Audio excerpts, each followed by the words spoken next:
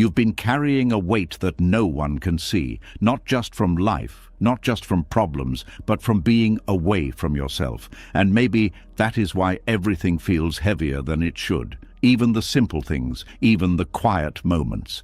There is a kind of tiredness that sleep cannot fix, a kind of pressure that follows you everywhere. And the truth is, it is not life that is making you feel this way. It is the distance between you and your own self. When you return to yourself, something begins to change, not outside, but within. The noise starts to soften, the tension slowly releases. The constant need to hold everything together begins to fade, and what once felt heavy starts to feel lighter, not because your life suddenly became perfect, but because you are no longer fighting against it. Buddhist wisdom has shown this for centuries. The more you resist, the heavier life becomes, and the more you return to simple awareness, the lighter everything feels. Tonight, as you listen, something will begin to shift. Your mind will slow down, your body will soften. The weight you have been carrying will start to lift, and you will begin to feel a quiet kind of relief, the kind that does not depend on fixing anything, the kind that comes from finally resting in yourself again. This is not just something to listen to before sleep. This is a return to the place where nothing was ever missing, where life no longer feels so heavy. Are you ready? Let's begin. And as that quiet begins to settle within you, something deeper starts to reveal itself. Beneath the noise, beneath the constant tension, there is a subtle truth that most people spend their entire lives avoiding. Not because it is difficult to understand, but because it is uncomfortable to face. The weight you feel is not only coming from what you carry, it is also coming from who you believe you have to be while carrying it. There is a quiet exhaustion that has nothing to do with how much you do, and everything to do with how much you pretend. It does not announce itself loudly. It does not show up as obvious pain. It hides in small moments, in the way your shoulders tighten when you speak, in the way your words are slightly edited before they leave your mouth, in the way you adjust yourself depending on who is in front of you. It is subtle but constant, and over time it becomes heavy. There is a strange kind of tiredness that comes from holding yourself together in a way that is not natural. It feels like you are always on, always maintaining something, always aware of how you are being seen. Even when you are alone, there is still a sense that you are performing, as if an invisible audience is watching. This is the quiet exhaustion of pretending. It begins very early, often without being noticed. As children, there is a natural way of being, open, curious, unfiltered. But slowly, expectations begin to shape behavior. Be this, don't be that.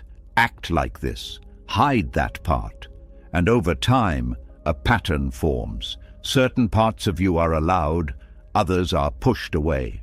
What remains is not false in a dramatic sense, but it is incomplete. The problem is not that you have learned how to function in the world. The problem is that you begin to believe that the version of you that fits expectations is the real you. And once that belief settles in, maintaining it becomes a full-time effort. You begin to carry identities like armor, the strong one, the calm one, the successful one, the one who has everything figured out. Each identity has its own rules, its own boundaries, its own limitations. And to keep it intact, energy is constantly used. Even something as simple as a conversation can become tiring, not because of the words, but because of the constant adjustment behind them. Should I say this? Should I hold back? Will this change how they see me? The mind moves quickly, filtering, shaping, controlling. This happens so fast that it feels normal, but the body knows. The body feels the tension, the slight tightness in the chest, the shallow breath, the subtle fatigue that appears even after doing very little. This is not physical exhaustion. It is the weight of maintaining something that is not fully aligned. And here is where the shift begins, not by forcing yourself to be different, not by rejecting everything you have learned, but by noticing. Simply noticing when there is effort. Not the effort of doing something meaningful, but the effort of being someone. There is a difference. Doing requires energy, but being, in its natural state, does not. When you are not pretending, there is a sense of ease. Words come without calculation. Actions flow without internal resistance. There is less thinking about how things should appear and more presence in how things actually are. This does not mean everything becomes perfect. It means everything becomes lighter because you are no longer carrying the extra layer. The teachings of Buddhism often point to this in a very simple way. They do not focus on creating a better version of yourself. They focus on seeing clearly, seeing how the mind creates identities and how those identities create tension. The moment you see this clearly, something loosens. You begin to realize that much of the weight you feel is not coming from life itself, but from the constant effort to maintain a certain image within it. And once that is seen, even slightly, there is space. Space to pause before reacting, space to speak without editing, space to feel without immediately trying to change the feeling. This space is small at first, almost unnoticeable, but it grows. And in that space, something else appears. A kind of quiet honesty, not the kind that needs to be announced, but the kind that is simply present. You stop trying to convince others of who you are, and instead you begin to rest in what is already there. This can feel unfamiliar at first, even uncomfortable, because the mind is used to structure, to identity, to certainty. Without it, there can be a sense of not knowing. But this not knowing is not a problem. It is openness. And openness is light. Think about how much energy is spent trying to control perception, trying to be understood, trying to avoid judgment. It is endless. And no matter how much effort is used, it is never fully successful. Because people will always see things through their own lens. When you begin to see this, something shifts again. You realize that the effort to control how you are seen is not only exhausting, it is unnecessary. And when that effort drops, even slightly, there is relief. You no longer have to carry the burden of being consistent with an image. You no longer have to defend an identity. You no longer have to explain yourself in ways that distort your experience just to fit expectations. There is freedom in that, not a loud, dramatic freedom, but a quiet one. The kind that feels like breathing more deeply without trying. The kind that feels like sitting without tension in your body. This is what it means to abandon false identities, not to destroy anything, but to stop holding on to what is not needed. And as that holding loosens, the psychological weight begins to lift. You may notice that situations that once felt overwhelming now feel manageable. Not because they have changed, but because you are not adding extra pressure on top of them. You may notice that interactions feel less draining, not because people are different, but because you are no longer carrying the need to perform within them. You may notice that your thoughts become quieter, not because you have forced them to stop, but because there is less resistance, less tension feeding them. Everything becomes simpler. And simplicity is light. There is also a deeper layer to this. When you stop pretending, you begin to reconnect with something that has always been there. Not a personality, not a role, but a simple awareness. The part of you that notices thoughts, that feels emotions, that experiences life directly. This awareness does not need to be improved. It does not need to be protected. It is already complete. But it is often overlooked because attention is constantly focused on the identities that are built on top of it. Returning to this awareness is not something you achieve. It is something you notice. You notice that beneath all the roles, all the thoughts, all the adjustments, there is a stillness, a quiet presence that does not change depending on circumstances. And when you rest in that, even briefly, the sense of heaviness fades. Because that awareness does not carry weight. It does not hold on to past mistakes. It does not worry about future outcomes. It simply observes without judgment, without resistance. And in that observation, there is peace. This is why abandoning false identities feels like lifting something heavy. Because you are no longer identifying with what creates tension. You are returning to what is naturally at ease. This does not mean you stop participating in life. You still speak, act, decide, engage, but there is less attachment to how those actions define you. You are no longer trying to prove something through everything you do, and that changes everything. Life becomes less about maintaining a version of yourself and more about experiencing what is happening right now. And in that shift, something very simple but very powerful becomes clear. You were never meant to carry all of that weight. It was learned, it was built, it was maintained, and it can be released, not all at once, not perfectly, but gradually through awareness. Each moment of noticing, each moment of letting go, each moment of choosing presence over performance. These moments add up. And over time, the heaviness that once felt permanent begins to dissolve, not because you have fixed yourself, but because you have stopped pretending to be someone you are not. And in that return, life begins to feel lighter again, and as that weight begins to fall away, something unexpected starts to come into view. When the effort of pretending loosens, when the pressure to maintain an image fades, there is a quiet space that opens up within you. It is subtle, almost easy to miss, but it is there. And in that space, a deeper question begins to rise. If you are not the roles you have been carrying, then who are you really?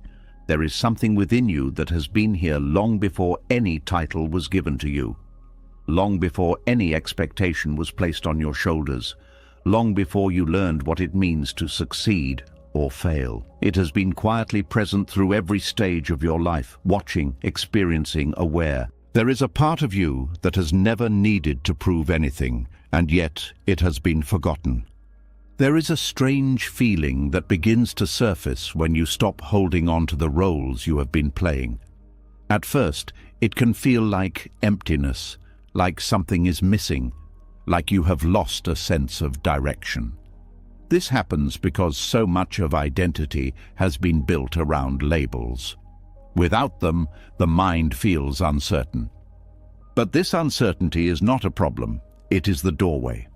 Most people have been taught to define themselves through external markers. Success becomes a description. Failure becomes a limitation. Expectations become a guide. And slowly, these labels begin to form a structure that feels solid, something to rely on. But this structure is not as stable as it seems. It changes constantly. What is considered success today may not hold the same meaning tomorrow.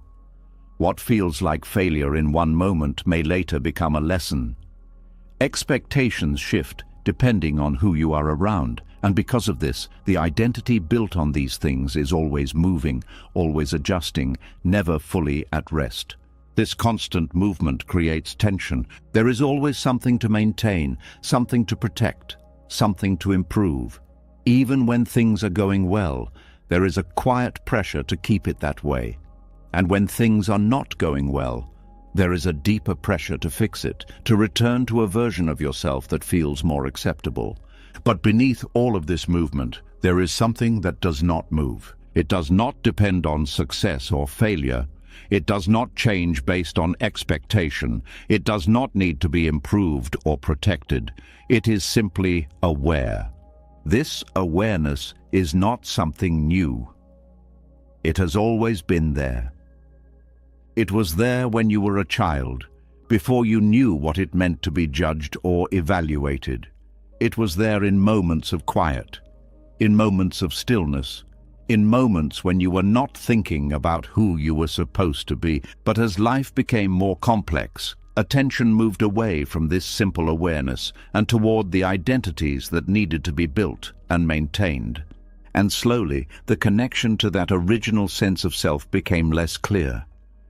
This is what it means to forget yourself, not in a dramatic way, not as a complete loss, but as a gradual shift of attention. The focus moves outward, toward roles, toward labels, toward expectations, and the more attention is placed there, the less it is placed on the awareness that is always present. Returning to yourself is not about finding something new. It is about remembering what has been overlooked. It begins with noticing. Noticing that thoughts come and go, but something is always aware of them. Noticing that emotions rise and fall, but something remains present through all of it.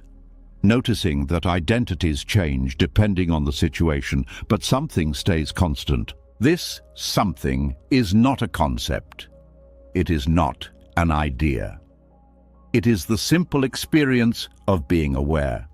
And when you begin to rest in this awareness, even briefly, something shifts. The need to define yourself begins to soften. You no longer feel the same urgency to label everything.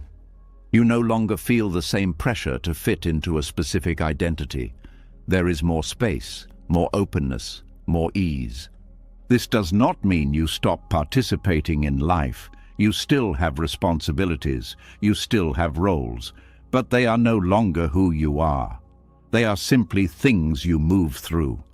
There is a difference between being a role and playing a role.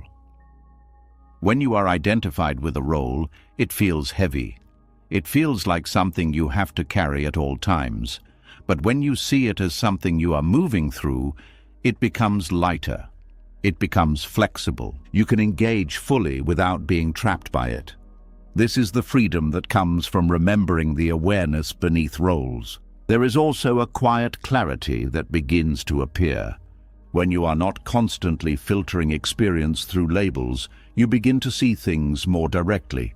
Without the need to categorize everything as good or bad, success or failure, right or wrong, there is a deeper understanding that emerges. You begin to notice that life is not as fixed as it once seemed.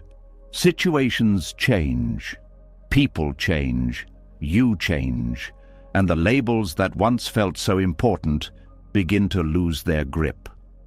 What remains is the experience itself, and when you are present with experience, without immediately trying to define it, there is a sense of lightness. There is less resistance, less tension, less need to control. This does not mean challenges disappear. It means they are no longer carrying the extra weight of identity. You are no longer thinking, this is happening to me, this says something about me, this defines me. Instead, there is a simpler recognition. This is happening. And that recognition is easier to hold. There is also a deeper sense of peace that begins to grow. Not because everything is perfect, but because you are no longer constantly measuring yourself against changing standards. The mind becomes quieter, not completely silent, but less crowded, less filled with comparisons, with judgments, with expectations. And in that quiet, something very simple becomes clear. You are already here. You do not need to become anything to exist. You do not need to achieve anything to be aware. You do not need to meet any expectation to be present. This may sound obvious, but it is rarely felt. Because most of the time, attention is focused on becoming rather than being. But when you return to awareness, even for a moment, you feel it. A sense of completeness that does not depend on anything external. This is not something that needs to be maintained. It is always available. But it requires a shift in attention, from what you are doing to the awareness in which it is happening, from who you think you are to the simple fact that you are. This shift is subtle but powerful, and over time, it changes how you relate to everything. You begin to see that the labels you once held so tightly are not as important as they seemed. Success becomes something you experience, not something you are. Failure becomes something you learn from, not something that defines you. Expectations become something you can consider, not something you have to follow. There is more flexibility, more openness, more ease. And with that, the heaviness continues to fade, because you are no longer carrying the weight of being someone. You are simply being. This does not mean you stop growing or learning. It means that growth is no longer driven by a need to fix yourself, but by a natural curiosity. It becomes lighter, more like exploration, less like pressure, and in that shift, life begins to feel different. Not because it has changed, but because your relationship to it has changed.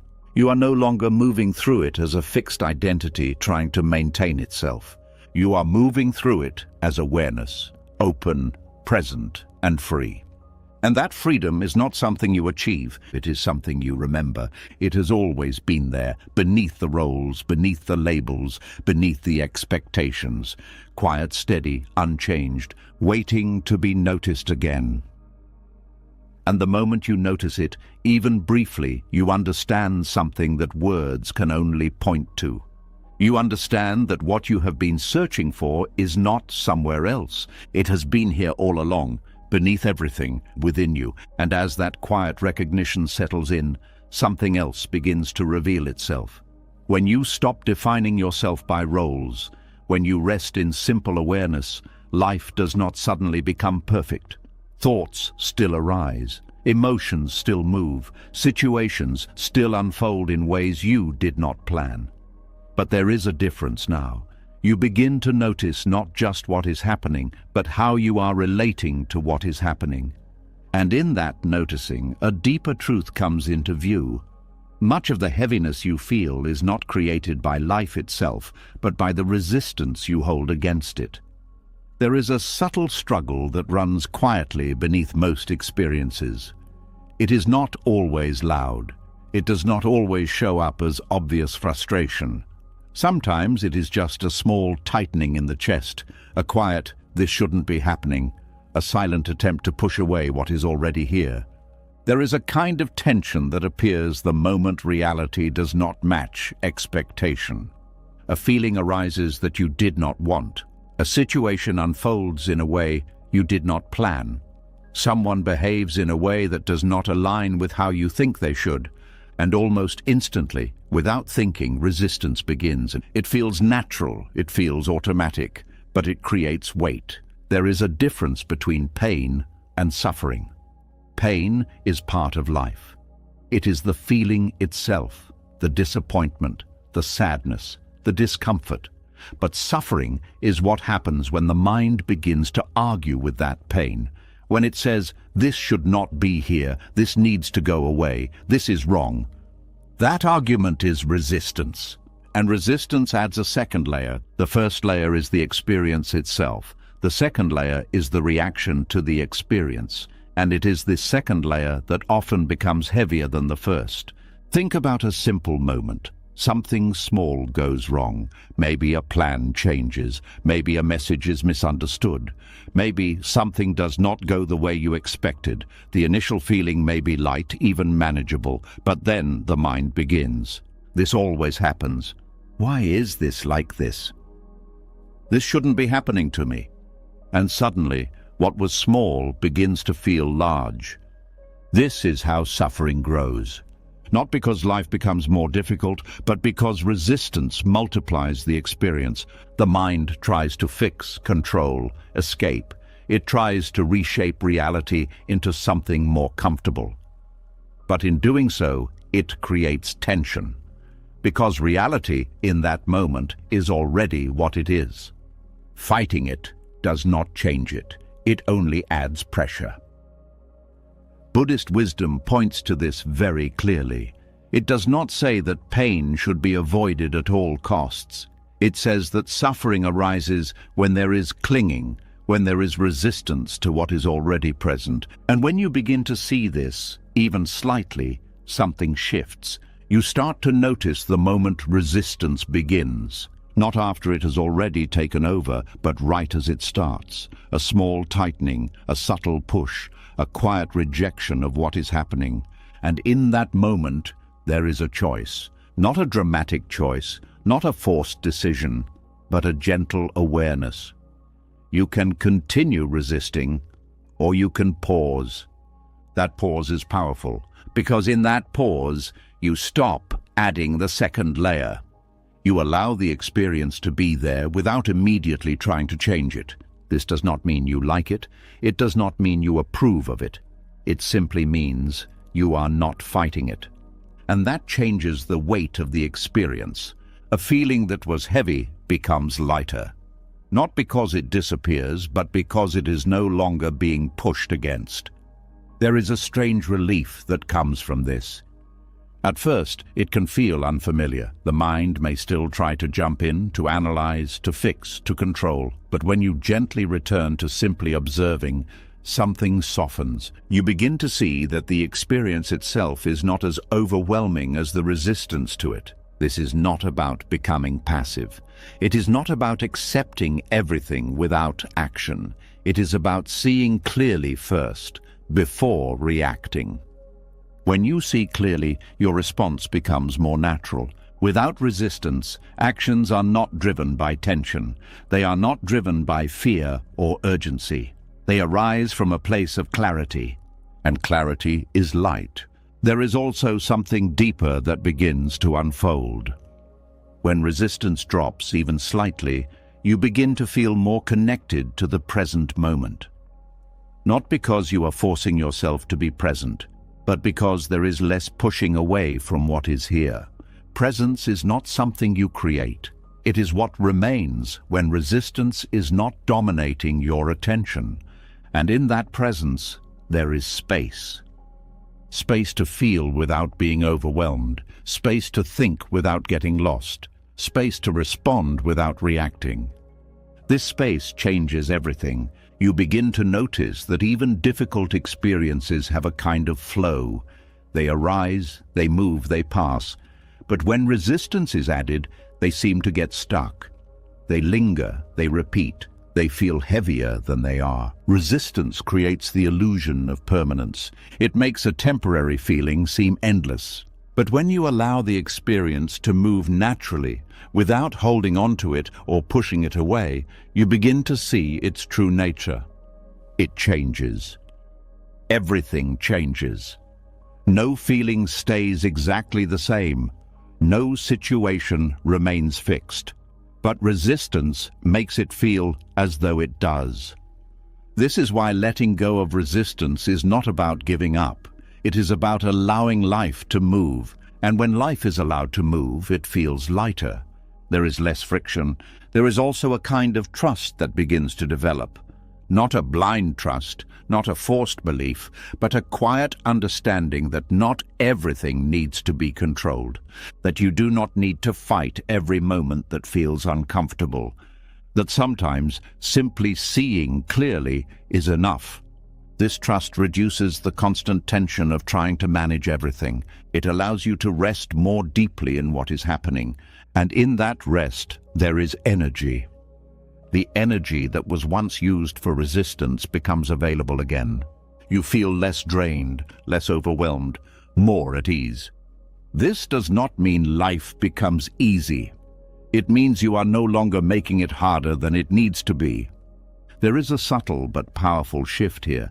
Instead of asking, "How do I get rid of this?" you begin to ask, "Can I allow this to be here, just for now?" That small change opens something, because allowing does not mean the experience stays forever. It means you are not adding extra weight to it. And often when the extra weight is removed, the experience moves on its own. It softens, it changes, it fades. Not because you forced it, but because you stopped holding it in place through resistance. This is the quiet freedom that comes from seeing clearly. You are no longer trapped in the cycle of fighting what is. You are no longer carrying the additional burden of resistance. You are simply present with what is happening, responding when needed, resting when possible. And in that simplicity, something becomes very clear. The heaviness you once felt was not just from life. It was from the constant effort to make life different than it is. And when that effort relaxes, even slightly, the weight begins to lift. Not all at once, not perfectly, but enough to feel the difference. Enough to breathe a little easier. Enough to see that peace is not found by controlling everything, but by no longer fighting everything. And as this understanding deepens, you begin to move through life in a different way. Not resisting every discomfort, not clinging to every preference, but allowing, observing, responding. And in that way of being, something quietly transforms. Life does not feel as heavy anymore because you are no longer carrying the resistance that once made it so. And as resistance begins to loosen, something even more subtle starts to reveal itself. When you stop fighting what is happening, when you allow experience to move without pushing against it, you begin to notice something that was always there, quietly shaping how heavy everything feels. It is not just the experience itself that creates weight. It is the belief that it will stay. There is a quiet fear hidden inside many emotions, not always obvious, not always spoken, but deeply felt. It is the sense that what you are feeling right now might not pass, that this heaviness might linger, that this discomfort might become permanent. And the moment that belief appears, something changes. The feeling becomes heavier. There is a strange kind of gravity that emotions seem to carry. Some feel light, easy to hold, quick to pass.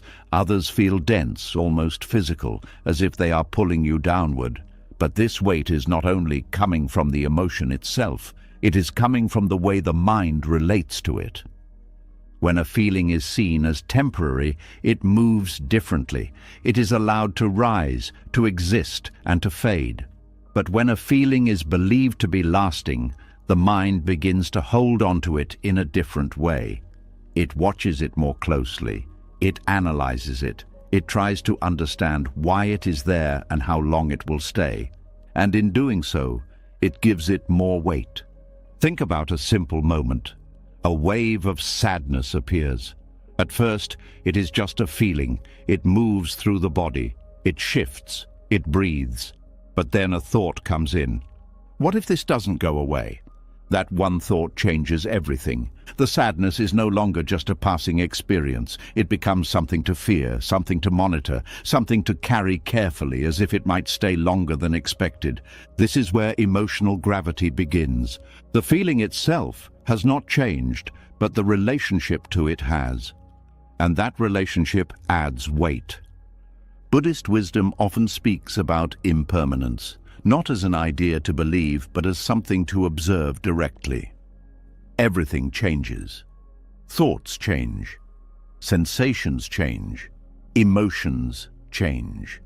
Even the most intense feelings do not remain exactly the same for long. But the mind does something interesting. It takes a moment and stretches it. It takes a temporary feeling and imagines it continuing into the future. It creates a story around it. It begins to build a sense of permanence around something that is constantly moving. And that imagined permanence is what makes the feeling feel heavier than it is. There is also a kind of attachment that forms when permanence is believed.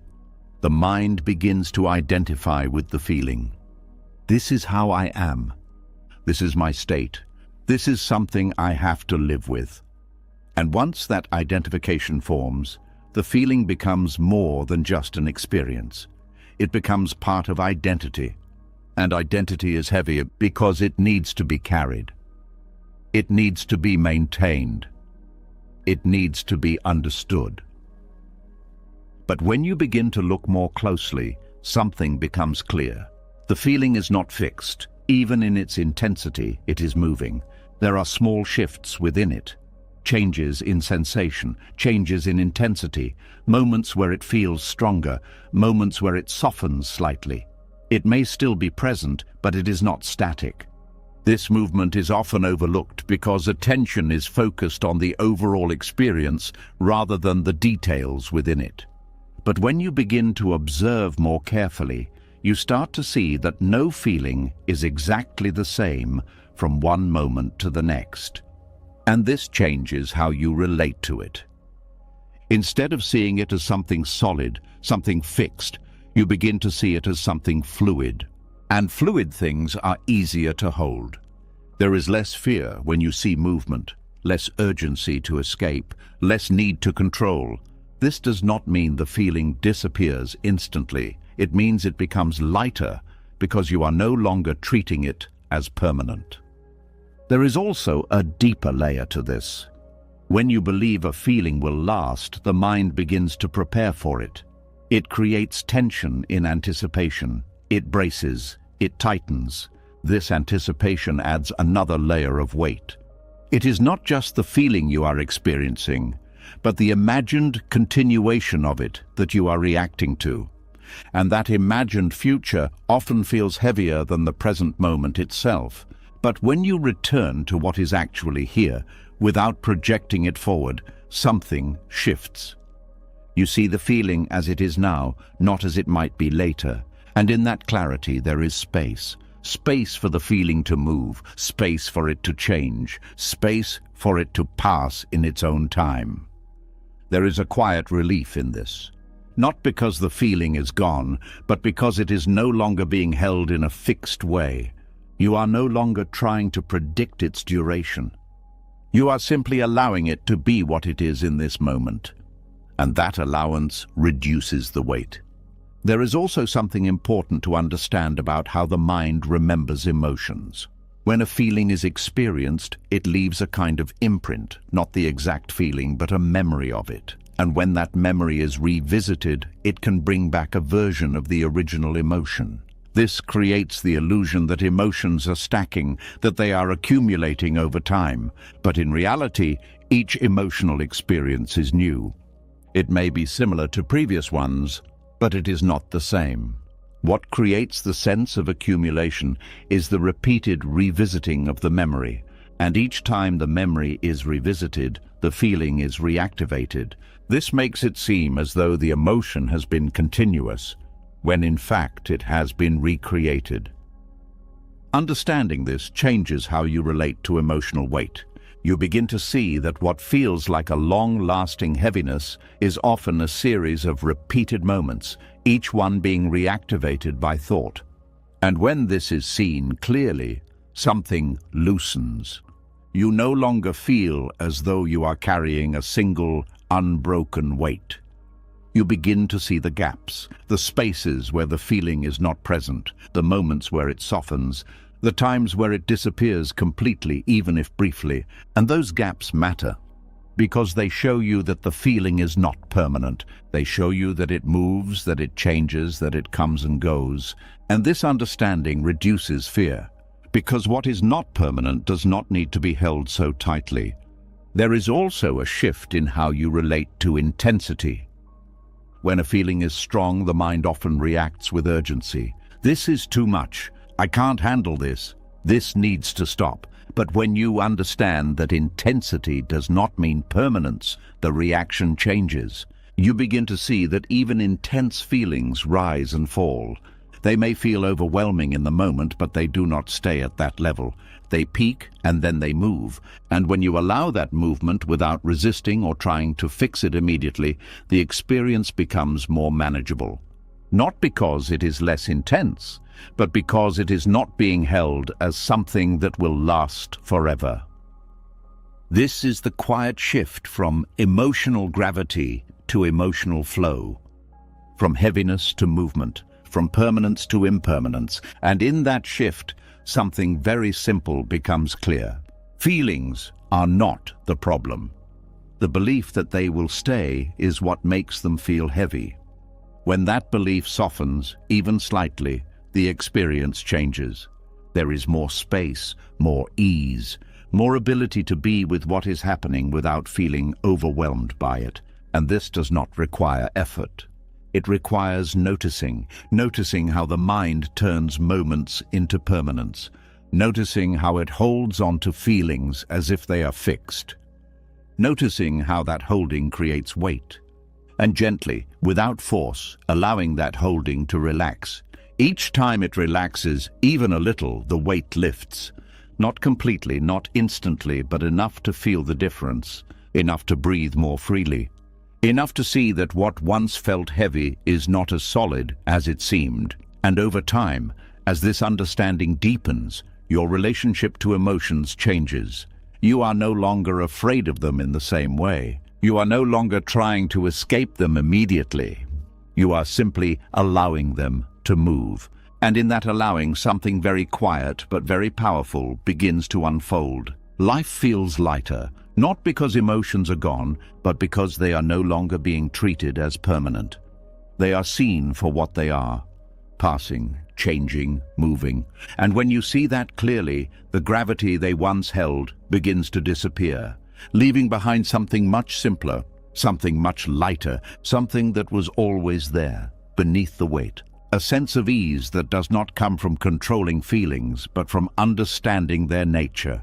And in that understanding, you continue to return to yourself, more deeply, more gently, more freely. And as you begin to see that emotions are not permanent, that they move and shift on their own, another layer quietly comes into focus. Even when a feeling is allowed to move, even when you are no longer afraid of how long it will last, there is still something that can make it feel heavier than it truly is. It is not the feeling itself. It is the way the mind claims it. There is a subtle habit that happens almost instantly, so quickly that it feels natural. A feeling arises, and without noticing, a label is placed on it. My pain, my anxiety, my sadness. And in that moment, something changes. The experience is no longer just happening, it becomes something you are carrying. There is a quiet weight that comes from ownership, not physical ownership, but psychological. The moment something is called mine, it becomes personal. It becomes attached to identity. It becomes something that needs to be managed, understood, or protected. And this is where the burden begins. There is a difference between feeling pain and calling it my pain. Feeling pain is direct. It is immediate. It exists in the moment. But calling it my pain creates a layer around it. It adds a sense of possession, a sense of self wrapped around the experience. And that layer adds weight, because once something is seen as mine, it is no longer just passing through. It becomes something you are responsible for. Something you need to hold on to or get rid of or fix. The mind begins to build a story. Why is this happening to me? What does this say about me? How do I get rid of this? And suddenly, what was a simple experience becomes complicated. This is how mental ownership turns light experiences into heavy ones. Buddhist teachings often point to the idea that there is no fixed self behind experience, not in a way that denies your existence, but in a way that questions the assumption that everything that arises belongs to a solid, unchanging identity. When a feeling appears, it is not owned in the way the mind believes. It arises, it is felt, and it passes. But the mind does something different. It takes that feeling and attaches it to a sense of me. And once that attachment is made, the experience changes. It becomes something personal, something that defines you, something that needs to be dealt with. But if you look closely, something interesting becomes clear. The feeling does not actually say it belongs to you. It does not come with a label attached. It is simply there. The label is added by thought. And when that is seen, even briefly, something loosens. You begin to notice that the experience itself is not as heavy as the story around it. There is also a kind of pressure that comes from ownership. When something is seen as yours, there is an expectation that you should be able to control it. My anxiety should be managed. My sadness should be resolved. My stress should be reduced. And when control is not possible, frustration appears. Why can't I fix this? What is wrong with me? Why is this still here? This creates another layer of suffering. Not only is the feeling present, but there is also a sense of failure around not being able to change it. But when ownership is questioned, that pressure begins to fade. Instead of seeing the feeling as something that belongs to you, it becomes something that is happening. Not my anxiety, but anxiety is present. Not my sadness, but sadness is here. This small shift changes the entire experience, because when something is not owned, it is not as heavy. It does not need to be controlled in the same way. It does not need to be fixed immediately. It can be observed, allowed, and understood. There is more space, more distance. Not distance in the sense of disconnection, but distance in the sense of clarity. You are no longer completely inside the experience. You are aware of it. And awareness is lighter than ownership. There is also something important to notice about how ownership creates continuity. When a feeling is labeled as mine, it becomes part of a larger story. It connects to past experiences. I've always felt this way. This is something I struggle with. This is part of who I am. And this creates the sense that the feeling is ongoing, that it has been there for a long time, that it will continue into the future. But in reality, each experience is happening in the present. It may feel similar to previous ones, but it is not the same. Ownership ties these moments together into a single narrative. And that narrative makes the experience feel heavier. Because it is no longer just this moment, it becomes all moments. But when ownership is released, even slightly, that continuity begins to break. Each experience is seen more clearly as it is. A feeling arising now, a sensation moving now, a thought appearing now, without the need to connect it to a larger identity. And when that connection is not made, the experience becomes lighter. Because it is no longer carrying the weight of the past or the imagined future. There is also a kind of simplicity that returns. Without ownership, there is less need to analyze. Less need to understand everything, less need to figure out why something is happening. There is just the experience itself. And this simplicity reduces mental effort. The mind becomes quieter, not because thoughts disappear completely, but because there is less attachment to them. They come, they go, without being claimed, without being held onto. This is not something that needs to be forced. It is something that happens naturally when you begin to notice the difference between experience and ownership. You may notice it in small moments. A feeling arises, and instead of immediately calling it mine, you pause. You simply notice it. There is a sensation in the body, a movement of energy, a shift in mood, and for a moment there is no label, just experience. And in that moment there is lightness, because nothing is being carried, nothing is being claimed, nothing is being turned into identity. This does not mean you become detached or indifferent. It means you are present without adding extra weight. You still feel, you still care, you still respond, but there is less burden, less pressure, less heaviness, because you are no longer holding everything as if it belongs to a fixed self. There is also a deeper kind of freedom that begins to appear. When you stop claiming every experience as mine, you begin to see that you are not limited by those experiences. They do not define you in the way you once believed. They are part of life, not part of identity, and this changes how you move through them. You are no longer trying to protect an identity. You are simply allowing experience to unfold. And in that allowing there is ease. There is less resistance, less fear, less attachment. Everything becomes more fluid, more open, more light. And over time, this understanding deepens. You begin to notice ownership in more subtle forms. Not just in obvious feelings, but in thoughts, in reactions, in expectations.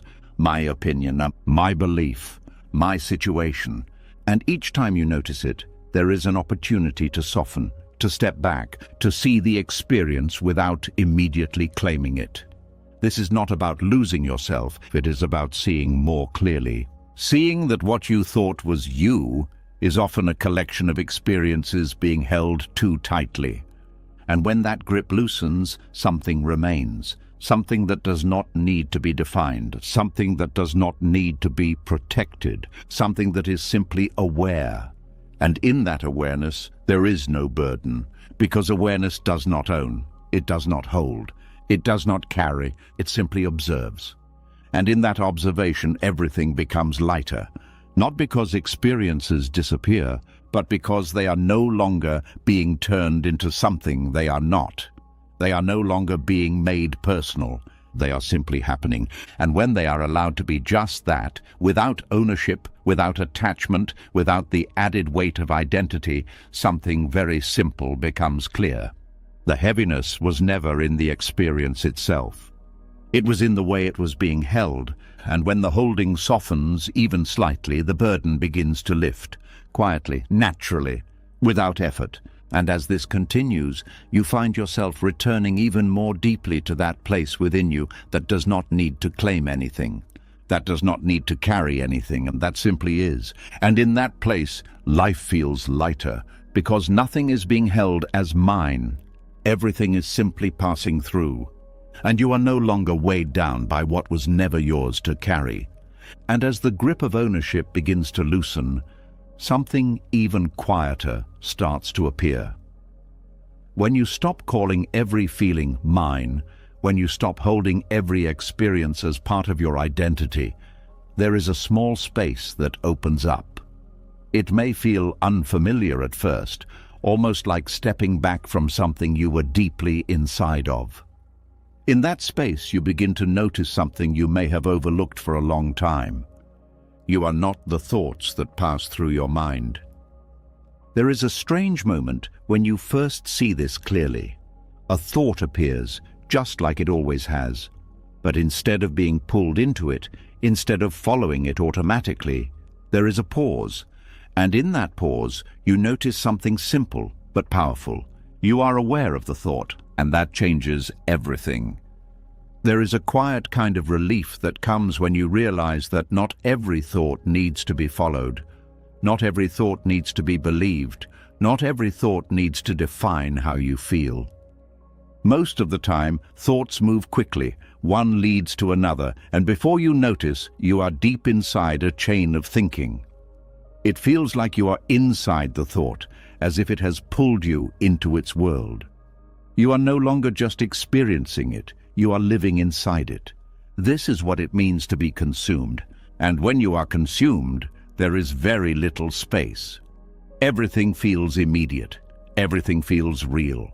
Everything feels important. But when you return to the observer, something shifts. The thought is still there, but you are not inside it in the same way. You are watching it. This is not something you create, it is something you notice. The observer has always been there. Even when you were lost in thought, there was something that was aware of that experience, but attention was focused on the content of the thought, not on the awareness itself. Returning to the observer is simply a shift in attention, from the thought to the awareness of the thought. And this shift creates space. In that space, thoughts lose some of their weight.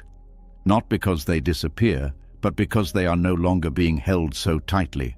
There is less urgency, less need to react, less pressure to figure everything out immediately. This does not mean thoughts stop coming. They continue just as before, but your relationship to them changes. You begin to see that a thought is just a movement in the mind. It appears, it stays for a moment, and it fades. Just like a sound, just like a sensation, just like a passing cloud. But when you are identified with the thought, it feels solid. It feels permanent. It feels like something you have to deal with. When you are observing it, it feels lighter, because you are no longer inside it. There is also a kind of calm that begins to develop. Not a forced calm, not something you try to create, but a natural calm that comes from not being pulled in every direction by every thought. You begin to notice that you can let a thought pass without following it. It comes and you see it. It stays and you allow it. It goes and you do nothing. This simple process creates a sense of ease, because you are no longer trying to control the mind. You are simply observing it. And observation is lighter than control. There is also something important to understand here. Observing a thought does not mean rejecting it. It does not mean pushing it away or trying to silence it. It means allowing it to be there without becoming it. There is a difference. When you reject a thought, you are still engaged with it. You are still giving it attention. But when you observe it, you are not feeding it. You are simply aware. And in that awareness, the thought loses momentum and it moves on its own, without needing to be pushed, without needing to be held. This is where a deeper kind of freedom begins. You are no longer trapped in every thought that arises. You are no longer reacting to every mental movement. You are simply witnessing. And witnessing creates distance, not a cold distance, not a disconnected distance, but a clear distance, a space where you can see things as they are. There is also a shift in how you experience emotions, because thoughts and emotions are closely connected. A thought can trigger a feeling. A feeling can trigger more thoughts, and this cycle can continue without pause. But when you return to the observer, this cycle begins to slow down. You see the thought before it fully develops. You notice the feeling before it takes over. And in that noticing, there is space to respond differently, not by forcing a change, but by not automatically continuing the pattern. This breaks the cycle, not completely, not instantly, but gradually. And as it breaks, the mind becomes quieter.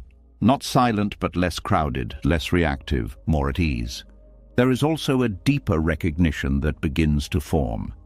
You begin to see that thoughts are not always accurate. They are not always true, and they are simply interpretations, stories, reflections of past experiences, fears, expectations. And when you observe them, you can see this more clearly. You can see that a thought is just one way of looking at something, not the only way, not necessarily the correct way. And this reduces the power that thoughts have over you, because you are no longer taking them as absolute truth. You are seeing them as passing mental events. And passing things are lighter than fixed ones. There is also a kind of patience that develops. When you are not rushing to react to every thought, you begin to allow things to unfold more naturally. You do not feel the same urgency to fix everything immediately. You do not feel the same pressure to understand everything right away. You are more comfortable with not knowing, and this comfort reduces mental strain. Because the need to have everything figured out is one of the heaviest burdens the mind carries. When that need softens, even slightly, there is relief. There is also a sense of stability that begins to appear, not because life becomes predictable, but because your awareness is no longer constantly pulled in different directions. You are more grounded, more present, more steady, even when thoughts are active, even when emotions are moving.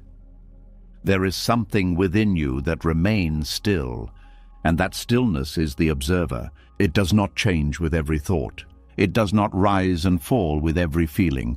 It simply remains. And when you rest in that, even briefly, you feel it. A quiet sense of being, a calm that does not depend on what is happening, a lightness that comes from not being entangled. This is not something you achieve once and keep forever.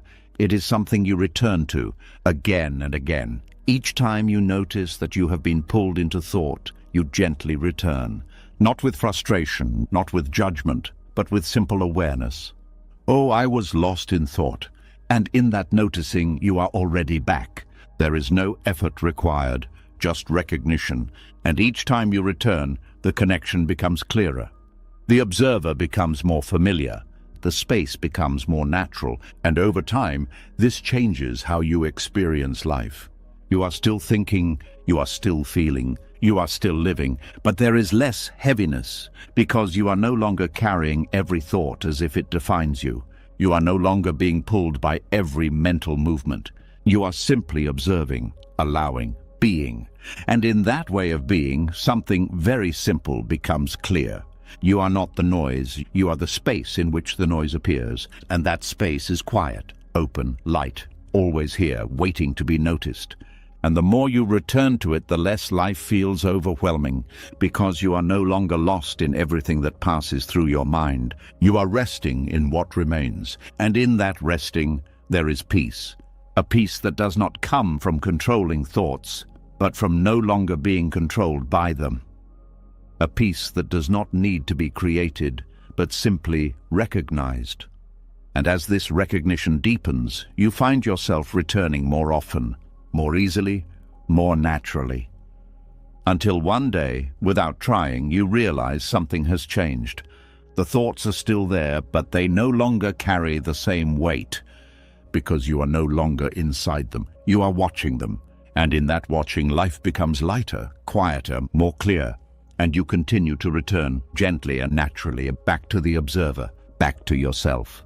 And as you begin to rest more often in that quiet place of observing, something even more hidden starts to come into view. When you are no longer fully inside your thoughts, when you are watching them instead of being carried by them, you begin to notice the tone beneath them, not just what the mind says, but how it speaks to you. There is a kind of pressure that does not come from the outside world. It does not come from situations or people or circumstances. It comes from within, in a voice so familiar that it often goes unnoticed. A quiet voice that corrects, that judges, that compares, that never seems fully satisfied. And over time, this voice becomes heavy. There is a pain that is not loud, not dramatic, but constant.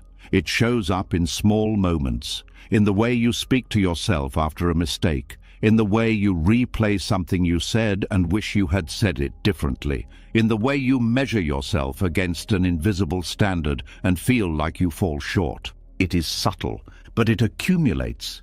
This is the quiet weight of self-rejection. It does not happen all at once. It builds slowly, through repeated moments of inner criticism. Each moment may seem small, almost harmless. A quick judgment, a slight disappointment, a passing thought of, "that was not good enough."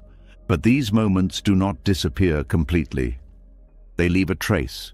And over time, these traces begin to form a pattern of seeing yourself not as you are, but as someone who needs to be fixed, improved, corrected.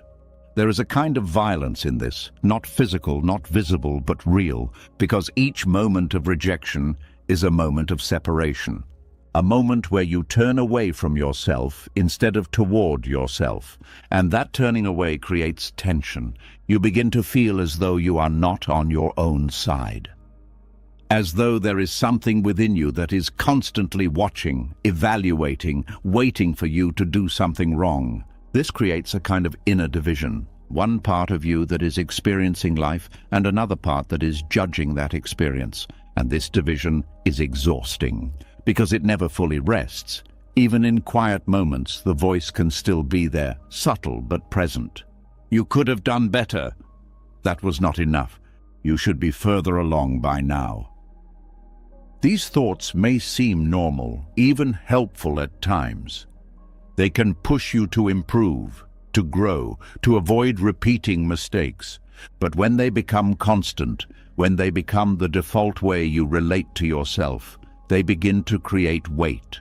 Because there is no space to simply be, everything becomes something to evaluate, something to measure, something to correct. And this constant evaluation creates tension in the body, a tightness, a restlessness, a sense that you are never fully at ease, even when nothing is wrong. This is the cost of self-rejection. Buddhist wisdom points to something very simple here. Suffering does not only come from external difficulties. It also comes from the way you relate to your own experience. And when that relationship is based on rejection, the suffering deepens. Because you are not only facing what is happening, you are also fighting yourself while it is happening. There is a moment that begins to change everything. A moment where you notice the inner voice, not as truth, but as a pattern. You hear the criticism, but instead of immediately believing it, you pause, you observe it, just like you observed thoughts before. And in that observation, something becomes clear. The voice is not you, it is a learned pattern, a repetition of ideas, expectations, standards that have been absorbed over time.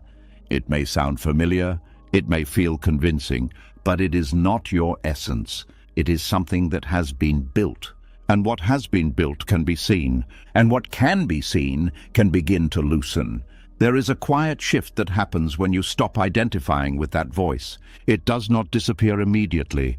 It may still appear, still speak, still criticize. But it no longer has the same authority. It becomes just another thought. And when it is seen that way, it loses some of its weight. There is also a different way of relating that begins to emerge. Instead of rejecting yourself in moments of difficulty, you begin to allow.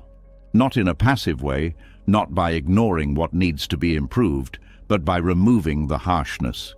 You begin to see that growth does not require rejection, that change does not require criticism, that you can move forward without turning against yourself.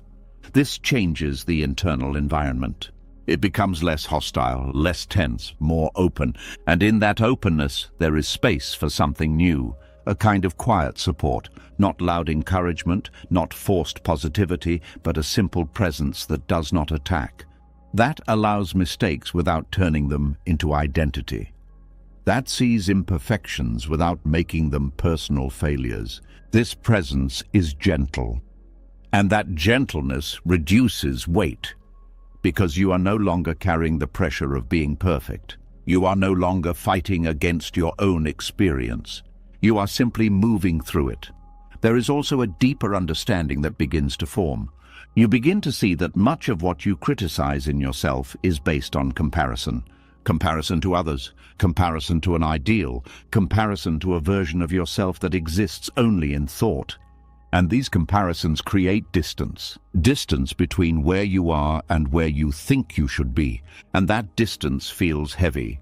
But when you step out of comparison, even briefly, something shifts. You return to what is actually here, not what should be, not what could be, but what is. And in that return, there is less pressure. Because you are no longer measuring yourself against something that is not real. You are simply present. There is also a kind of forgiveness that begins to appear, not as something you force, but as something that naturally arises when you stop holding on to criticism. You begin to see that you have been doing the best you can with the understanding you had at the time. That mistakes were not signs of failure, but part of the process of learning. And this understanding softens the way you relate to your past. You are no longer carrying it as a weight. You are seeing it as part of your path. And this lightens the present, because you are not dragging old judgments into current moments. You are allowing things to be as they are. There is also a physical effect. When self-rejection softens, the body relaxes. The tightness in the chest eases. The breath becomes deeper. The constant low-level tension begins to fade, because the body is no longer responding to internal attack. It is no longer bracing against its own experience. It is simply being, and that being feels lighter. There is also a sense of safety that begins to grow. Not safety from the outside world, but safety within. A feeling that you are not constantly under pressure from your own mind. That you can exist without being judged every moment. And this safety allows for deeper rest. Not just physical rest, but mental rest. A quiet that does not need to defend or correct. A space where you can simply be present. And in that space, something very simple becomes clear. You are never meant to be in conflict with yourself. The heaviness you feel is not because you are not enough. It is because you have been treating yourself as if you are not enough. And when that treatment changes even slightly, everything begins to shift. The weight begins to lift. Not because life becomes easier, but because you are no longer adding extra pressure on top of it. You are no longer turning every moment into a test. You are simply allowing yourself to move through life without constant rejection. And in that allowing there is lightness, there is ease, there is a quiet kind of peace that does not come from perfection, but from acceptance. Not acceptance as a concept, but as a way of being, a way of relating to yourself that does not create division, that does not create tension, that does not create weight. And as this way of being deepens, you find yourself returning again and again to that simple awareness. The awareness that observes without judgment, that allows without resistance, that remains steady beneath all experiences. And in that awareness there is no rejection, there is only presence, and that presence is light, always here, always available, waiting not to change you, but to remind you that you were never meant to carry the weight of being against yourself. And the moment you stop, even for a second, you feel it. The heaviness softens, the tension fades, and something within you relaxes, as if it has been waiting for this all along. And as that quiet acceptance begins to replace inner rejection, something else slowly comes into view. When you are no longer fighting yourself, when the harsh voice softens, there is a sense of relief, but also a subtle realization. For a long time, it was not just self-criticism that created weight, it was also the constant feeling that where you are right now is not enough. There is a quiet habit that most people live inside without ever questioning it, the belief that peace exists somewhere ahead, not here, not now, but later. There is a subtle tension that appears when you believe that who you are in this moment is incomplete, that something is missing, that there is a better version of you waiting in the future, and once you reach that version, everything will finally feel right. It sounds harmless, even motivating, but it creates distance between you and this moment. There is always something to fix, something to improve, something to become. And while growth itself is not the problem, the constant sense that you are not yet where you need to be creates pressure. Because the present moment becomes a stepping stone, not a place to rest. There is a quiet dissatisfaction that follows this way of thinking. Even when things are going well, there is still something missing. Even when progress is made, it never feels complete, because the mind immediately moves the goal forward. There is still more to do. You are not there yet. Keep going. And so the chase continues. This is the illusion of forward escape. The idea that peace is something you will arrive at rather than something that is available now. There is a strange irony in this. The more you chase peace, the further it seems, because the act of chasing creates tension. It reinforces the idea that something is lacking in the present, and that idea alone creates heaviness. Buddhist wisdom points to something very simple here. The future is always imagined. It exists as a thought, as a projection, as a possibility. But peace does not exist in imagination. It exists in direct experience, and direct experience is always here, now. There is a quiet shift that begins when you see this clearly, not as an idea, but as something you notice in your own experience. You notice how often your attention moves forward. How will things be later? When will this improve? What will I become? And in that movement, you leave the present. You leave the only place where life is actually happening. And the further attention moves into the future, the more disconnected you feel from what is here. This disconnection creates a sense of restlessness, a feeling that something is always unfinished, because the mind is always focused on what is next. There is also a subtle rejection of the present moment, not in a loud way, but in a quiet way, a feeling that this moment is not enough, that it needs to be different, that it needs to be improved, and this rejection creates tension, because the present moment cannot be anything other than what it is. Fighting it or trying to move beyond it mentally does not change it. It only creates distance from it. But when you begin to notice this pattern, something shifts. You begin to see that the idea of a better future self is just that. An idea, a mental image, a projection created by thought, and while it can be useful in certain ways, it can also become a trap, because it keeps you moving forward without ever allowing you to arrive. There is always another version of yourself to reach, a more complete version, a more successful version, a more peaceful version. And because that version is always in the future, it is never fully real.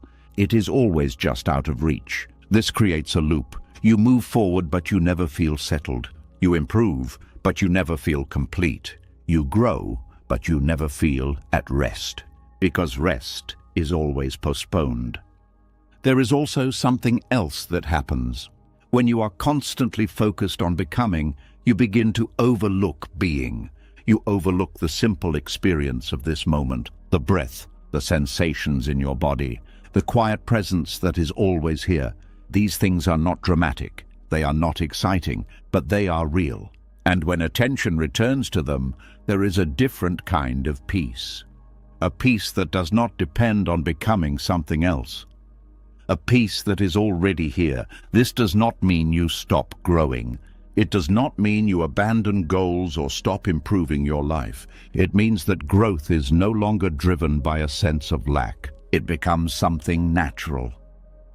Something that arises from curiosity, from interest, from engagement with life, not from the pressure to become enough. There is a difference between growing because you are not enough and growing because you are already whole.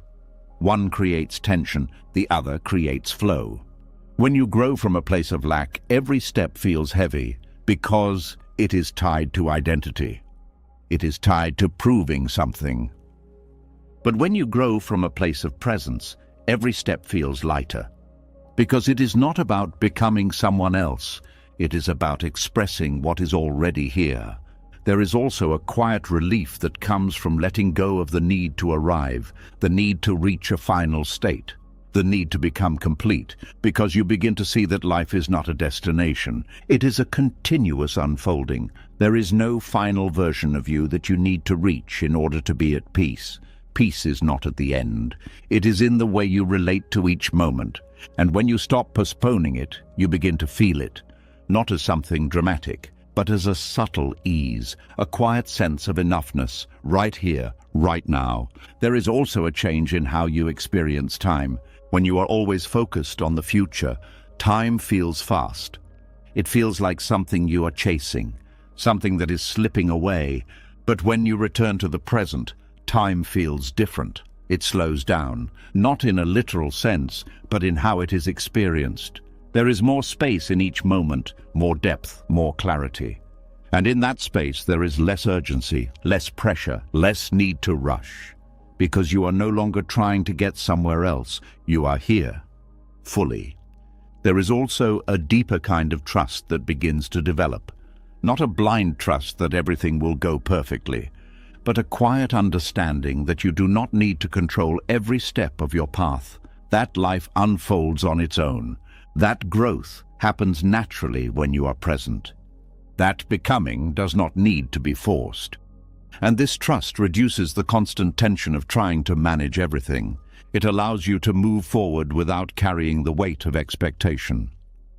There is also something important to notice about satisfaction. When you are always focused on the future, satisfaction is delayed. It is something you will feel later, when things are better, when you are better. But later never arrives in the way you expect, because when you reach that point, the mind creates another goal, another version, another place to go, and so satisfaction remains out of reach. But when you return to the present, satisfaction becomes available. Not as a permanent state, but as a moment-to-moment experience. A simple recognition that this moment is enough, that you are enough. Not in a perfect way, but in a complete way. And that recognition brings peace. There is also a kind of freedom that comes from letting go of the future as a place of escape, because you are no longer running from the present. You are no longer trying to get away from what is here. You are simply here. And in that presence, there is clarity. You see things more directly. You respond more naturally. You are less influenced by imagined outcomes. Because you are not living in those outcomes. You are living in what is actually happening. And this changes everything. Life becomes less about reaching and more about experiencing. Less about becoming and more about being. Less about escaping and more about allowing. And in that shift, something very simple becomes clear. The peace you were looking for in the future was never there. It was always here, hidden beneath the constant movement of the mind, hidden beneath the belief that you needed to become something else. And the moment that belief softens, even slightly, the distance disappears. You are no longer chasing, you are no longer escaping. You are simply present, and in that presence, life feels lighter. Not because everything is resolved, but because you are no longer carrying the weight of needing it to be. You are here, fully, without needing to be somewhere else, and that is enough, more than enough. It is everything, and as you rest in that, you begin to see that the journey you thought was ahead of you has always been right where you are, waiting, not for you to arrive, but for you to stop leaving. And as the need to chase a future version of yourself begins to fade, something softer begins to take its place. When you are no longer trying to escape the present, when you are no longer pushing yourself toward an imagined destination, there is a quiet shift that happens. You begin to notice how much effort you are using just to move through life.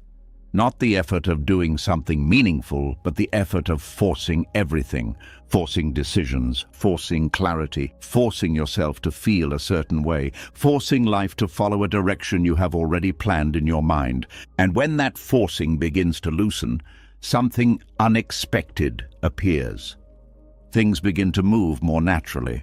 There is a quiet tension that most people carry without realizing it. It is not always visible, but it is always present. It shows up in the way you think, in the way you act, in the way you try to control outcomes. It feels like you are always pushing against something, trying to make things happen, trying to keep things from falling apart, trying to become someone. This constant pushing creates weight. Even simple actions begin to feel heavy. Decisions feel complicated. Tasks feel draining because they are not just actions. They are efforts layered with pressure. Pressure to get it right. Pressure to move forward. Pressure to not fall behind. But when you begin to return to the present, when you stop chasing and stop resisting, something changes. The pressure begins to dissolve, and without that pressure, action becomes different. There is less hesitation, less overthinking, less resistance. You begin to act from a place that feels more direct, more simple. This is what true alignment feels like. Not something you create, but something you return to. Alignment is not about making everything perfect. It is about removing what is unnecessary, the tension, the force, the constant effort to control. When these fall away, what remains is a natural movement. You begin to notice that some actions do not require force. They arise on their own. You get up when it is time to get up. You speak when something needs to be said. You move when there is movement to be made. There is less inner debate, less back and forth, less friction. This does not mean you stop making decisions. It means decisions become clearer because they are not clouded by pressure. There is a difference between acting from force and acting from clarity. When you act from force, there is tension behind it, a need to prove something, a fear of getting it wrong, a pressure to achieve a certain outcome. But when you act from clarity, there is ease, not because the action is always easy, but because it is not being resisted internally. There is a kind of flow, a sense that things are unfolding rather than being pushed. This flow is often misunderstood. People think it means everything becomes effortless in the sense of no challenge. But that is not what it is. Effort may still be there, energy may still be used, but it is not heavy because it is not forced. There is a difference between effort and struggle. Effort is natural. It is the energy used to do something. Struggle is resistance. It is the tension added on top of effort. And it is struggle that creates heaviness. When you are aligned, effort remains, but struggle fades. You still act, you still engage, you still move forward, but there is less internal conflict, less pushing, less forcing. And because of that, everything feels lighter. There is also a change in how you relate to outcomes. When you are forcing things, outcomes become very important. They carry weight, they determine how you feel. Success feels like relief. failure feels like pressure. But when you are aligned, outcomes are still relevant, but they do not define your state. You do what needs to be done. You give your attention to the process, and you allow the result to unfold. There is less attachment, less tension. Because you are not trying to control everything, you are simply participating. There is also a deeper sense of trust that begins to develop. Not trust that everything will go exactly as planned, but trust that you can respond to whatever happens. This reduces the need to force outcomes, because you are not relying on a specific result to feel at ease. You are already at ease in the process, and this changes how you experience life. Things feel less urgent, less pressured, more open. You begin to notice that when you are not forcing, you are more present, more aware, more connected to what is happening. And from that presence, actions arise naturally. You do what is needed, when it is needed, without overcomplicating it, without adding unnecessary effort. There is also a physical aspect to this. When you are forcing, the body tightens. The breath becomes shallow. There is tension in the muscles, a sense of pushing. But when you are aligned, the body softens, the breath deepens. There is more ease in movement, less strain. Even when you are doing something that requires energy, it does not feel as heavy, because the body is not resisting. It is simply moving. There is also a kind of intelligence in this natural movement. When you are not forcing, you are more in tune with what is actually needed. You are not reacting based on fear or pressure. You are responding based on clarity. This leads to better decisions, not because you are trying harder, but because you are not clouding your perception with unnecessary effort. There is also a simplicity that begins to emerge. When you stop forcing, life becomes less complicated. Not because everything becomes easy, but because you are no longer adding layers of tension. You are not overthinking every step. You are not trying to control every detail. You are simply moving with what is happening. And this simplicity reduces mental load. The mind becomes quieter, less busy, more clear. There is also a kind of freedom that comes with this, because you are no longer bound by the need to force everything. You are free to act, but also free to pause, free to move, but also free to rest. There is no constant pressure pushing you forward, only a natural rhythm, and in that rhythm, there is balance.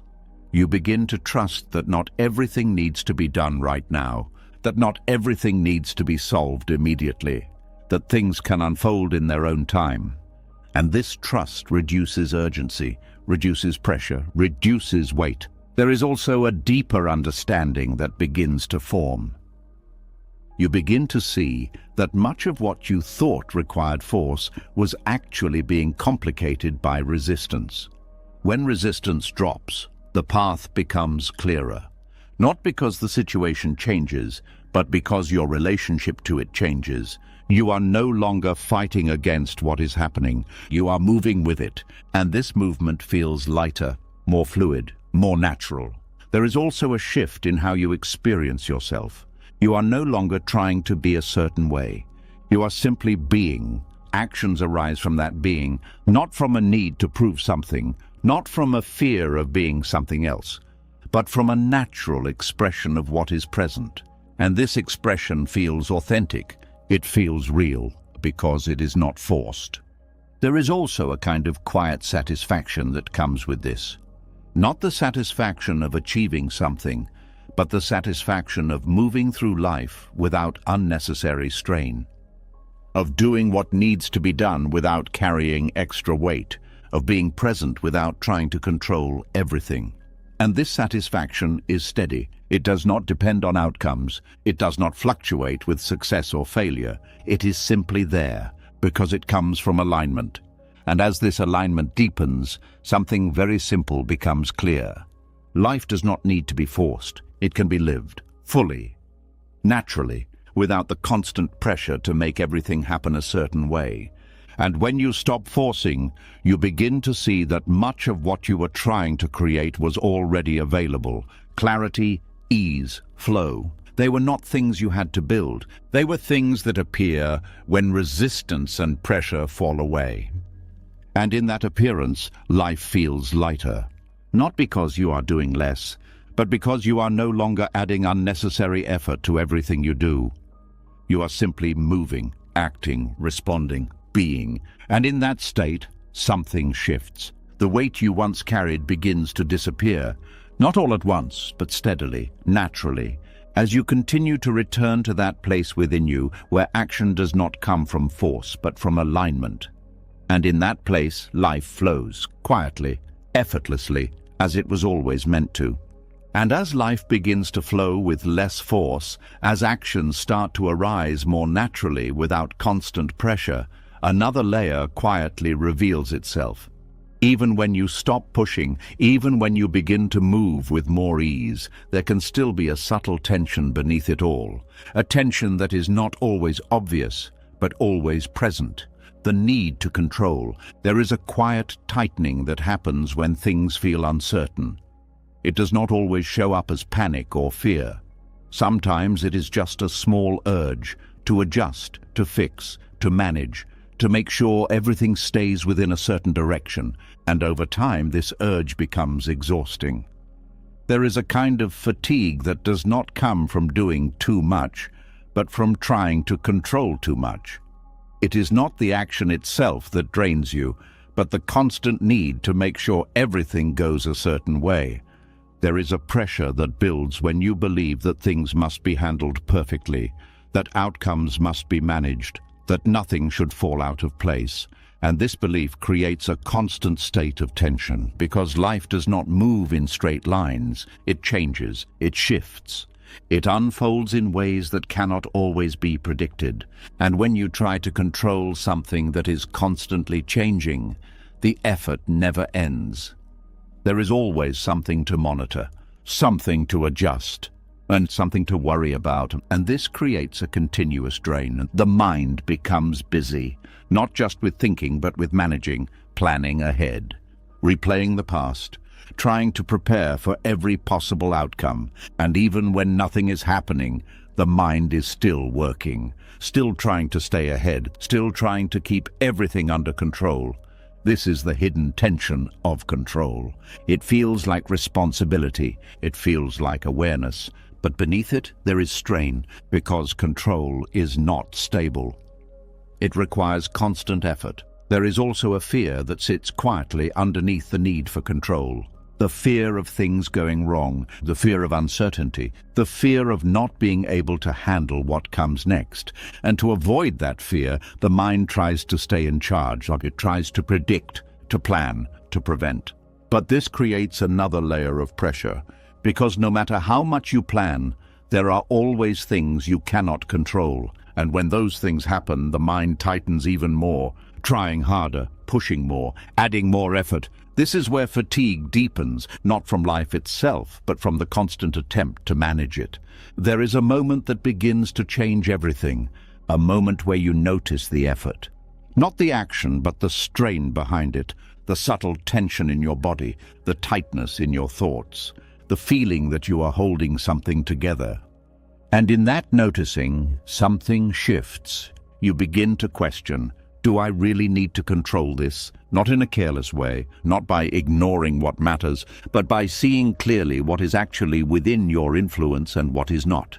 There is a difference. Some things require action, some things require attention, but many things are simply unfolding. And trying to control them does not change the outcome. It only adds tension. When you begin to see this, even slightly, the grip loosens. You stop holding everything so tightly. You allow some things to be as they are. And in that allowing, there is relief. There is less pressure, less urgency, less need to manage every detail. This does not mean you stop caring. It means you stop over-controlling. You still act where action is needed, but you do not carry the weight of trying to control everything. There is also a shift in how you relate to uncertainty. Before, uncertainty felt uncomfortable, something to avoid, and something to fix. But when control begins to soften, uncertainty becomes different. It becomes space, space for things to unfold, space for life to move. And this space is lighter than control because it does not require constant effort. It allows movement. There is also a deeper trust that begins to grow. Not a blind trust that everything will go perfectly, but a quiet understanding that you do not need to control everything to be okay. That you can respond to what happens. That you do not need to prevent every possible outcome. And this trust reduces the constant tension of trying to stay ahead. You are no longer living in anticipation, you are living in presence. And presence is lighter. There is also a physical change that happens. When control softens, the body relaxes. The breath becomes deeper, the shoulders drop, the constant low-level tension begins to fade. Because the body is no longer bracing, no longer preparing for every possible scenario. It is simply here, responding to what is actually happening, not what might happen. This reduces fatigue, not because you are doing less, but because you are carrying less. There is also a change in how you experience time. When you are trying to control everything, time feels tight. There is always something to do, something to prepare, something to manage. But when control softens, time opens. There is more space in each moment, more ease, less rushing. Because you are not trying to get ahead of life, you are moving with it.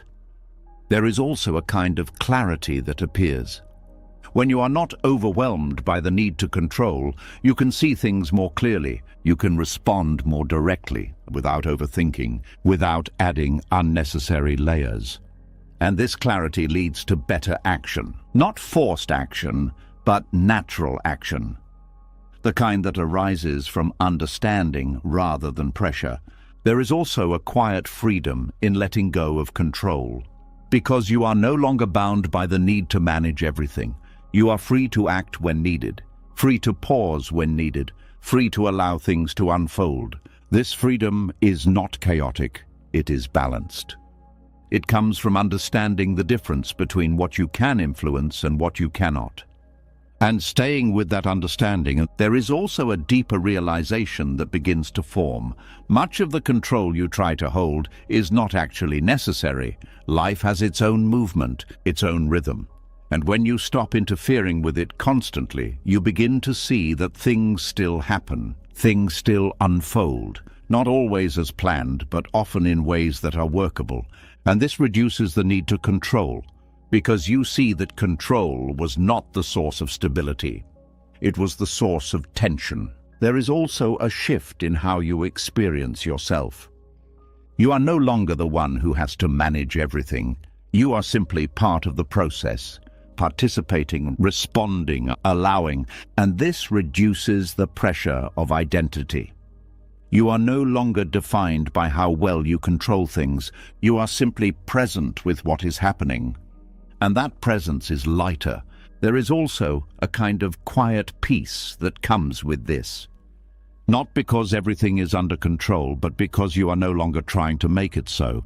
You are allowing life to move. You are allowing uncertainty to exist. You are allowing things to be as they are. And in that allowing there is ease. There is less resistance, less tension, less fatigue, because you are no longer fighting the natural movement of life. You are moving with it. And as this becomes more natural, something very simple becomes clear. The exhaustion you once felt was not from life itself. It was from trying to control what could not be controlled. And when that effort softens, even slightly, the weight begins to lift. Not all at once, but enough to feel the difference, enough to breathe more freely, enough to see that peace is not found in control, but in letting go of the need to control. And as you continue to return to that understanding, again and again, something changes. Life feels lighter. Not because it is perfectly managed, but because it is no longer being held so tightly. And in that looseness there is flow, there is ease, there is rest. And you find yourself no longer trying to control everything, but simply being present with what is. And that is enough, more than enough. It is freedom. And as the grip of control begins to loosen, as the constant need to manage everything starts to fade, something unexpected begins to open. When you stop trying to force certainty, when you stop holding life so tightly, you are left with something that once felt uncomfortable: not knowing. At first it can feel unfamiliar, even unsettling, because for a long time, certainty felt like safety. Having answers felt like control. Knowing what comes next felt like stability. But as that need softens, you begin to notice something quietly surprising. Not knowing is not as heavy as you thought. There is a quiet discomfort that appears when answers are not available, when the future is unclear, when things do not fit into a defined direction. The mind immediately reacts. What if this goes wrong? What should I do next? I need to figure this out. And in that reaction, tension begins. Because the mind is trying to fill a space that does not need to be filled. Uncertainty itself is not the problem. It is the resistance to uncertainty that creates weight. There is a difference between not knowing and needing to know. Not knowing is simply a state. Needing to know creates pressure, and that pressure becomes exhausting. For most of life, you are taught to seek answers, to define things, to have clarity, and while there is value in understanding, there is also a hidden cost when the need for certainty becomes constant. Because life does not always provide clear answers, things change, situations unfold. Outcomes are not always predictable, and when you expect certainty in a world that is constantly moving, there is always tension. There is always something unresolved, something unfinished, something to figure out. But when you begin to allow not knowing, something shifts. The tension softens, the urgency fades, because you are no longer trying to force clarity where it does not exist. There is also a quiet kind of openness that comes with uncertainty. When you do not know what will happen next, there is space. Space for possibilities, space for things to unfold in ways you did not plan. This space can feel uncomfortable at first, because the mind prefers structure, it prefers knowing, it prefers predictability. But that preference creates limitation, because it narrows your experience to what you expect. When you release that need, even slightly, your experience becomes wider, more open, more fluid. You are no longer confined to a single path. You are allowing life to reveal itself. There is also a deeper kind of presence that emerges. When you are not focused on figuring out the future, your attention returns to what is here, this moment, this breath, this experience, and in that presence there is a different kind of clarity, not the clarity of having answers, but the clarity of being aware. You begin to see things more directly, without the filter of expectation, without the pressure to predict. This makes your responses more natural, more grounded, because they are based on what is actually happening, not on what you think might happen. There is also a quiet freedom in not knowing, because you are no longer bound by the need to be right.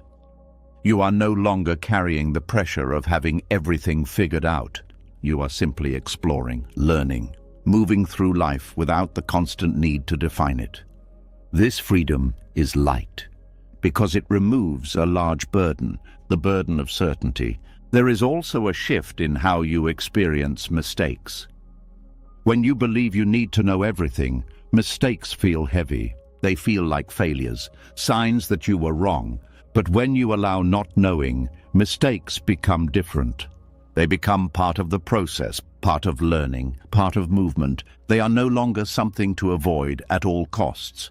They are something to move through, and this reduces fear, because you are not trying to get everything perfect. You are simply allowing yourself to experience. There is also a deeper trust that begins to grow. Not trust in a specific outcome, but trust in your ability to handle what comes. When you are not trying to predict everything, you begin to see that you can respond to what arises, that you do not need to know everything in advance. that you can meet life as it happens. And this trust reduces the need for control, because you are no longer trying to prevent every possible outcome. You are simply present, ready to respond. There is also a change in how you experience decisions. When you need certainty, decisions feel heavy. You try to analyze every possibility. You try to predict every outcome. You try to choose the perfect path. But when you allow not knowing, decisions become simpler. You choose based on what is clear now, not based on trying to control the future. And this reduces mental strain, because you are not trying to calculate everything. You are simply moving forward. There is also a kind of quiet peace that appears. Not because everything is known, but because you are no longer resisting the unknown. You are allowing it. And in that allowing there is ease. There is less tension, less urgency, less pressure, because you are not trying to hold something that cannot be held. There is also a deeper understanding that begins to form. Certainty is not always real. Much of what you think you know is based on assumptions, on past experiences, on patterns. But life is always changing, and what feels certain now can shift at any moment. When you see this clearly, the need for certainty softens, because you realize it was never as solid as it seemed. And this makes uncertainty less threatening, more natural, more part of life. There is also a kind of curiosity that begins to replace fear. When you are not trying to control everything, you become more open to what is happening, more interested, more engaged, because you are not confined by expectations, you are simply experiencing. And this makes life feel more alive, more dynamic, more real. There is also a physical relaxation that comes with this. When you are not trying to figure everything out, the body softens, the breath becomes deeper, the constant tension begins to fade. Because the mind is not pushing, not forcing, not trying to resolve everything, it is simply allowing. And that allowing feels light. There is also a sense of relief, because you are no longer carrying the responsibility of knowing everything. You are no longer trying to solve the entire future. You are simply here, in this moment, responding to what is present. And that is enough, more than enough. There is also a deeper connection to life, because when you are not focused on certainty, you are more open to experience. You notice more, you feel more, you are more present, and this presence brings a different kind of richness, not based on knowing, but based on being. There is also a shift in how you see yourself. You are no longer the one who has to have all the answers. You are simply someone moving through life, learning, experiencing, growing, without needing to define everything. And this reduces pressure, because you are not trying to be perfect, you are simply being. There is also a quiet confidence that begins to grow. Not the confidence of certainty, but the confidence of presence. The confidence that you can handle what comes, that you can respond, that you can move forward, even without knowing everything. And this confidence is steady, because it does not depend on having answers. It depends on being present. There is also a deeper realization that begins to settle. Not knowing is not a weakness, it is a natural state. Life itself is uncertain, always changing, always unfolding, and trying to force certainty onto it only creates tension. But when you align with uncertainty, when you allow it, when you embrace it, something changes. Life feels lighter, because you are no longer carrying the weight of needing to know. You are simply present, open, available, and in that openness, there is freedom. A quiet, steady freedom that does not come from control, but from letting go. And as this understanding deepens, you find yourself more at ease, more relaxed, more connected to what is happening. Because you are no longer trying to escape uncertainty, you are allowing it. And in that allowing, something very simple becomes clear. You do not need to know everything to be at peace. You only need to be here, fully, without resistance, without pressure, without the need to define what comes next. And in that state, life feels lighter, more open, more free, as it always was, before the need to know took over. And as you continue to return to that place, again and again, you begin to feel it more deeply. The natural lightness of not knowing, the quiet freedom of uncertainty, the ease of simply being, right here, right now, without needing anything else. And as uncertainty becomes less threatening, as the need to know begins to loosen, something else starts to become clearer. When you stop trying to figure everything out in your mind, when you stop searching for answers in endless thought, your attention begins to move somewhere quieter, somewhere more stable. It moves into the body. Because even when the mind is uncertain, even when the future is unclear, there is something that remains constant. Sensation, breath, presence. And in that presence, there is a way back to yourself that does not require answers, only awareness. There is a quiet signal that most people overlook, a subtle feeling in the body that is always there, always present, always available. But it is often ignored, because attention is pulled into thinking, into planning, into trying to understand everything, and in that constant movement of thought, the body becomes distant, almost invisible. But the body has never left. It has been there the entire time, holding tension, holding emotion, holding the quiet truth of what is happening in this moment. When you begin to notice the body again, something shifts, not dramatically, not suddenly, but gently. You begin to feel what is already here. The weight of your breath, the pressure of your body against where you sit or lie, the subtle movements that happen without effort. And in noticing these, the mind begins to slow down, because attention is no longer feeding the constant stream of thought. It is resting in something real, something immediate, and there is a difference between thinking about the present and feeling the present. Thinking keeps you at a distance, feeling brings you here, and the body is the doorway to that feeling. When you pay attention to your breath, not by controlling it, but by simply noticing it, there is a quiet rhythm that becomes clear. Inhale, exhale, rising, falling. This rhythm has always been there. It does not depend on your thoughts. It does not depend on your plans. It continues whether you notice it or not. But when you do notice it, something changes. The mind begins to settle, because it has something simple to rest on. There is also a grounding that comes from feeling the body.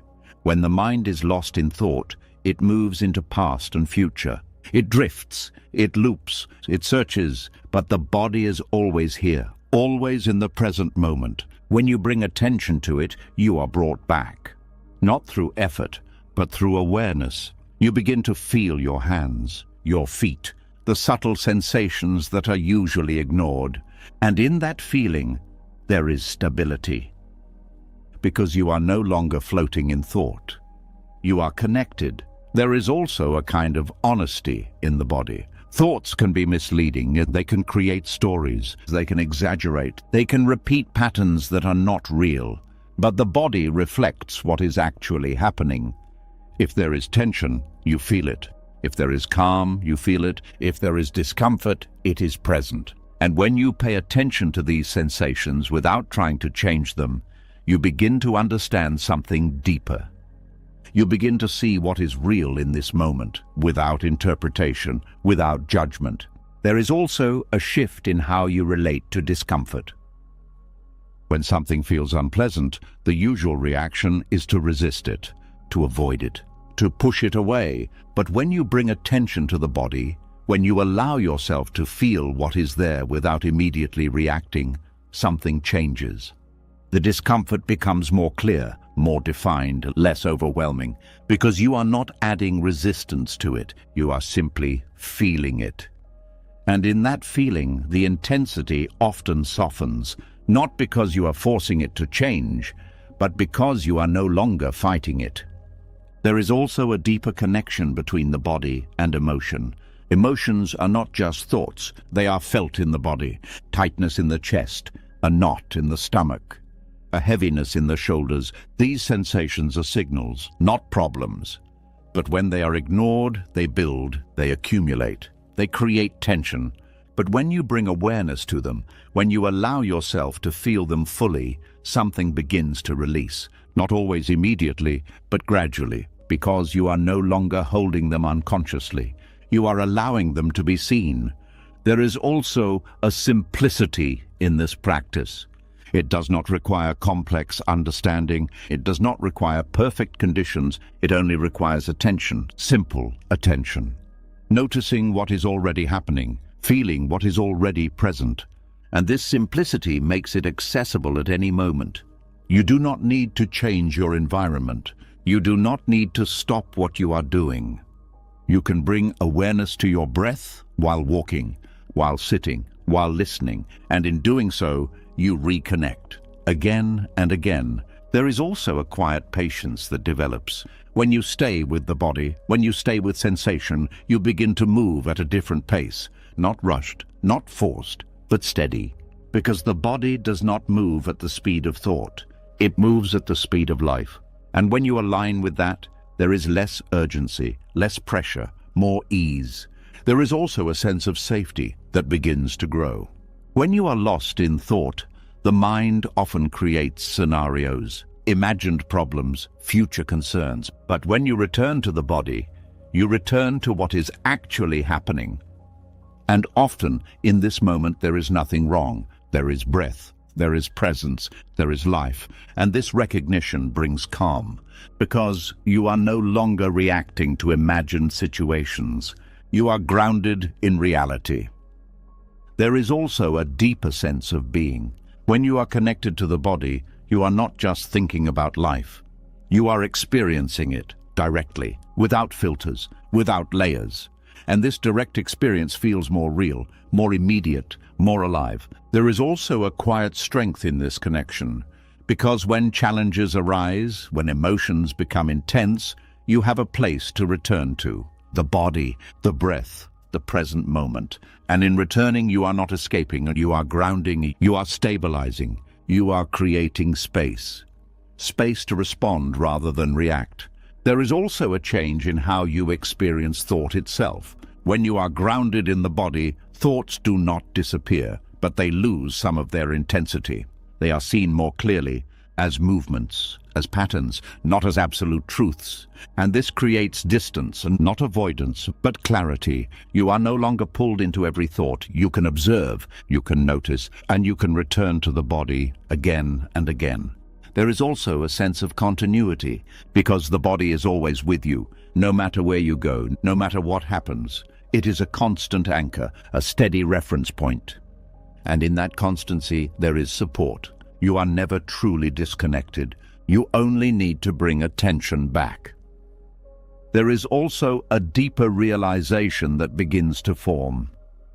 You do not need to escape your mind to find peace. You only need to reconnect with your body. Because peace is not something you create. It is something that appears when you stop leaving the present moment. And the body is always in the present moment, waiting, quietly, patiently. There is also a softening that happens over time. The more you return to the body, the less you are carried away by thought. The less you are pulled into tension, the more you remain grounded. Even when things are uncertain, even when emotions arise, you are not lost, you are here. There is also a sense of integration. Mind and body no longer feel separate. They begin to move together in awareness, in presence. And this integration reduces conflict, because you are no longer divided, you are whole. There is also a quiet clarity that deepens. Not the clarity of answers, but the clarity of presence. You know what is happening because you are here for it. You feel it, you experience it, without needing to analyze it. And this clarity is steady, because it is rooted in direct experience. There is also a kind of gentle discipline in this practice, not forced, not rigid, but consistent, returning to the body again and again, not because you have to, but because it brings you back. It reconnects you, it grounds you, and over time, this returning becomes natural. It becomes a way of being. There is also a deep sense of relief, because you are no longer trying to solve everything in your mind. You are allowing yourself to feel, to be, to experience, without needing to control it all.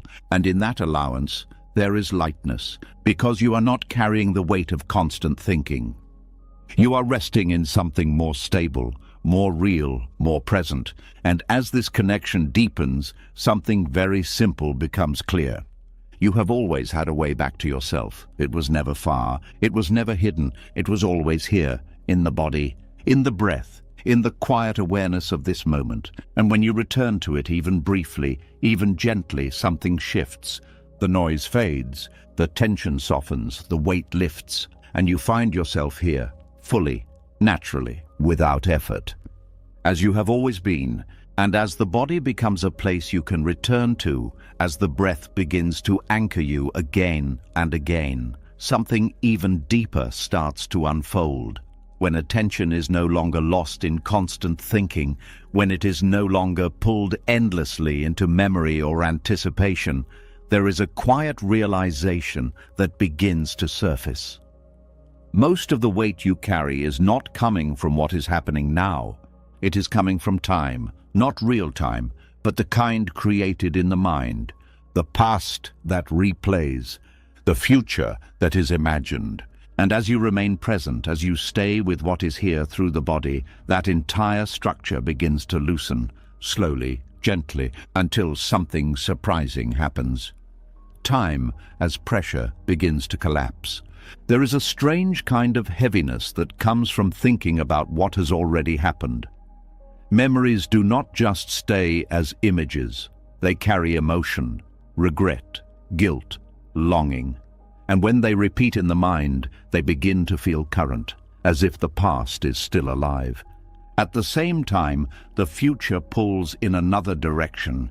It creates tension through anticipation, through uncertainty, through the constant need to prepare for what has not yet arrived.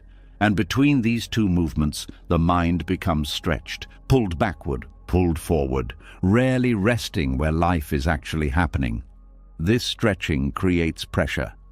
Because you are never fully here, there is always something unfinished behind you, something unresolved ahead of you. And the present moment becomes just a bridge between the two, a place you pass through but never stay. This is psychological time, not the time measured by clocks, but the time created by thought, and it carries weight, because it never ends. There is always another memory, another possibility, another scenario, another version of what could have been or what might be. But when you return to the present, not as an idea but as an experience, something begins to shift. The past is no longer being replayed. The future is no longer being constructed, and what remains is this moment, simple, direct, without layers. At first, this can feel unfamiliar, because the mind is used to moving, used to thinking, used to staying active. But as you stay present, as you continue to return to the body, to the breath, to what is here, the movement slows. And in that slowing, you begin to see something clearly. The past only exists as thought. The future only exists as imagination. Neither is actually happening now, and this realization begins to reduce their power, not by force, not by suppression, but by understanding. When you are fully present, memory can still arise, but it does not pull you in the same way. It is seen as a memory, not as something that is happening. It loses its grip. It becomes lighter. The same happens with the future. Thoughts about what might happen can still appear, but they are no longer overwhelming, because you are not lost in them. You are here, watching, aware, and from that awareness, there is space. Space between you and the thought. Space that allows you to see clearly.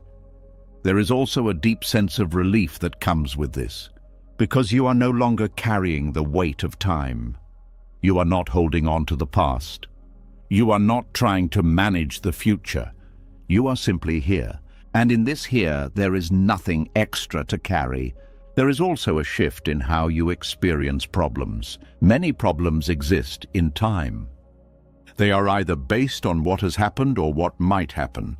But when you return to the present, many of these problems lose their intensity, because they are not actually present. They are thoughts, and without constant attention, they begin to fade. This does not mean challenges disappear.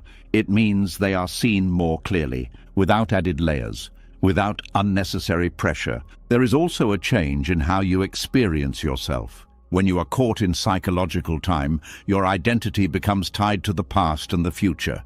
Who you were, who you should be, what you have done, what you need to do. But when time collapses, even briefly, that identity softens. You are no longer defined by memory or expectation. You are simply here, aware, present. And this presence feels lighter because it is not carrying a story. There is also a deeper kind of stillness that becomes available. Not the absence of movement, but the absence of inner noise. When the mind is not replaying or projecting, there is quiet, a natural quiet. And in that quiet, there is clarity. Not the clarity of answers, but the clarity of being. You are not trying to figure everything out. You are simply experiencing, and that experience is enough. There is also a different relationship with time itself. Clock time remains. You still move through your day. You still plan when necessary. You still remember what is useful. But psychological time, the kind that creates pressure, begins to fade. Because you are no longer living inside it. You are using time when needed, but not being used by it. There is also a sense of immediacy that comes with presence. Life feels closer, more vivid. Because you are not distracted by what is not here, you are engaged with what is. And this engagement brings a kind of richness. Even in simple moments. There is also a reduction in anxiety, because anxiety often lives in the future, in what might happen, in what could go wrong.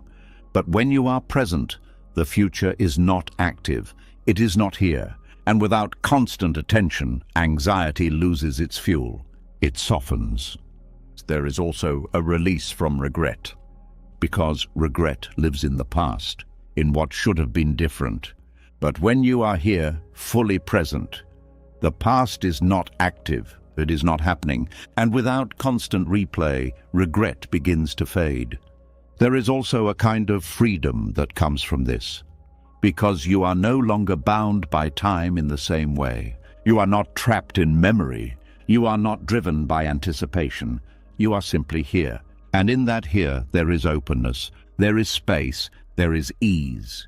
There is also a deeper trust that begins to form, because you begin to see that you can meet each moment as it comes, that you do not need to carry everything at once, that you can respond to what is present without needing to solve the entire past or future, and this trust reduces pressure, because you are no longer trying to control time.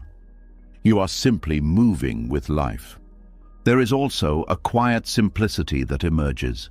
When time collapses, even for a moment, life becomes less complicated, because you are not adding layers of thought. You are not carrying extra weight. You are simply experiencing what is here.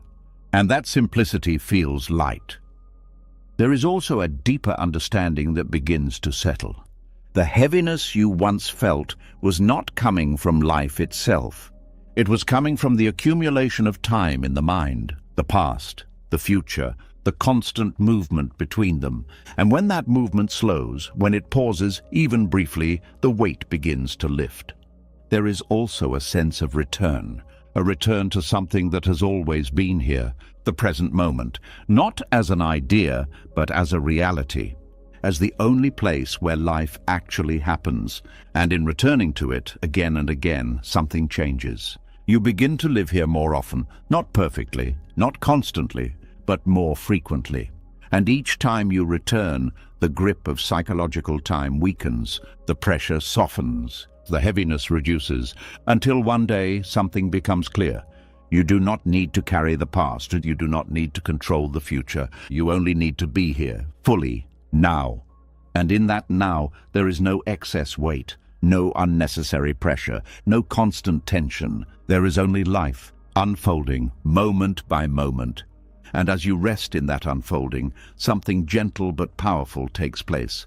The burden of time dissolves, and what remains is presence, simple, light, free, exactly as it has always been beneath the noise, waiting for you to return. And as the pressure of time begins to dissolve, As the weight of past and future loosens its grip, something else quietly comes into focus. When you are no longer lost in memory or pulled into anticipation, when you begin to rest more often in the present, the mind does not simply become silent. It reveals its patterns. And one of the most subtle patterns begins to show itself in a way that is easy to miss. The need to complicate. There is a quiet discomfort that arises when things become too simple. When there is nothing to fix, nothing to chase, nothing to figure out, the mind feels exposed. It feels like something is missing, and almost immediately it begins to create something. A problem, a question, a layer of complexity.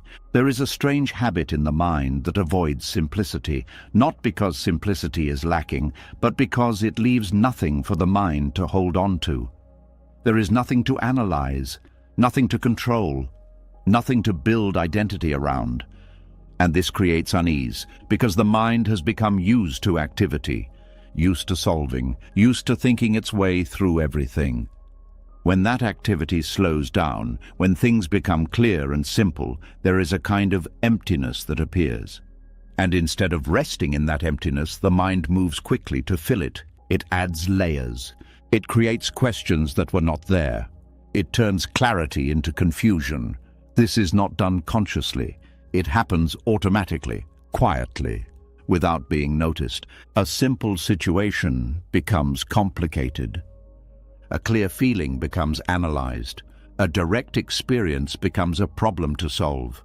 And in that process, the mind regains something it is familiar with, control, because complexity gives the illusion of depth. It makes the mind feel engaged. It creates the sense that something important is happening. But beneath that, there is strain. Because complexity requires effort. It requires constant thinking, constant attention, constant management. There is also an identity tied to this. The idea that being complex means being intelligent. That solving difficult problems means being capable. That having many thoughts means being aware. And because of this, simplicity is often overlooked. It is seen as not enough, too basic, too obvious. But simplicity is not lack, it is clarity. It is what remains when unnecessary layers fall away. And the ego resists this, because without complexity there is nothing to build around. No story, no identity, no sense of control. There is only presence, and presence does not require effort. This is why the mind creates problems where none exist. It takes something simple and adds meaning to it. It takes something direct and turns it into something to analyze. It keeps itself active because activity feels safe. Stillness feels uncertain. There is also a fear underneath this pattern, a fear of facing what is actually here. Because when complexity drops, when the layers fall away, what remains is often very simple, a feeling, a sensation, a quiet truth, and sometimes that truth is uncomfortable. Not because it is complicated, but because it is clear. It does not hide, it does not distract, it simply is. And the mind, in its habit of avoiding discomfort, creates complexity to move away from that clarity. It creates stories, it builds narratives, it analyzes, all to avoid staying with what is simple and real. There is also a kind of endless loop in this, because complexity never resolves itself completely. There is always more to think about, more to analyze, more to figure out. And so the mind stays busy, constantly moving, never settling. This creates fatigue, not from life, but from thinking about life. There is a difference between understanding and overthinking. Understanding is direct, clear. It comes and goes. Overthinking is repetitive, heavy. It circles around itself. And complexity feeds overthinking. It keeps the mind engaged without actually resolving anything. There is also a subtle satisfaction in complexity, a feeling of doing something, of being active, of working through something, even if nothing is actually changing.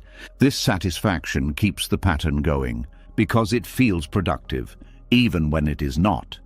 But when you begin to see this clearly, something shifts, not immediately, not dramatically, but gradually. You begin to notice when the mind is adding layers, when it is complicating something that is already simple, when it is turning a direct experience into a problem. And in that noticing, there is a choice, and not a forced choice, but a quiet recognition. You do not need to follow every thought. You do not need to engage with every layer. You can return to simplicity. You can return to what is actually here. There is also a sense of relief in this, because simplicity requires less effort. It does not need constant attention. It does not need to be maintained. It is already present. You only need to stop moving away from it. There is also a deeper kind of intelligence in simplicity.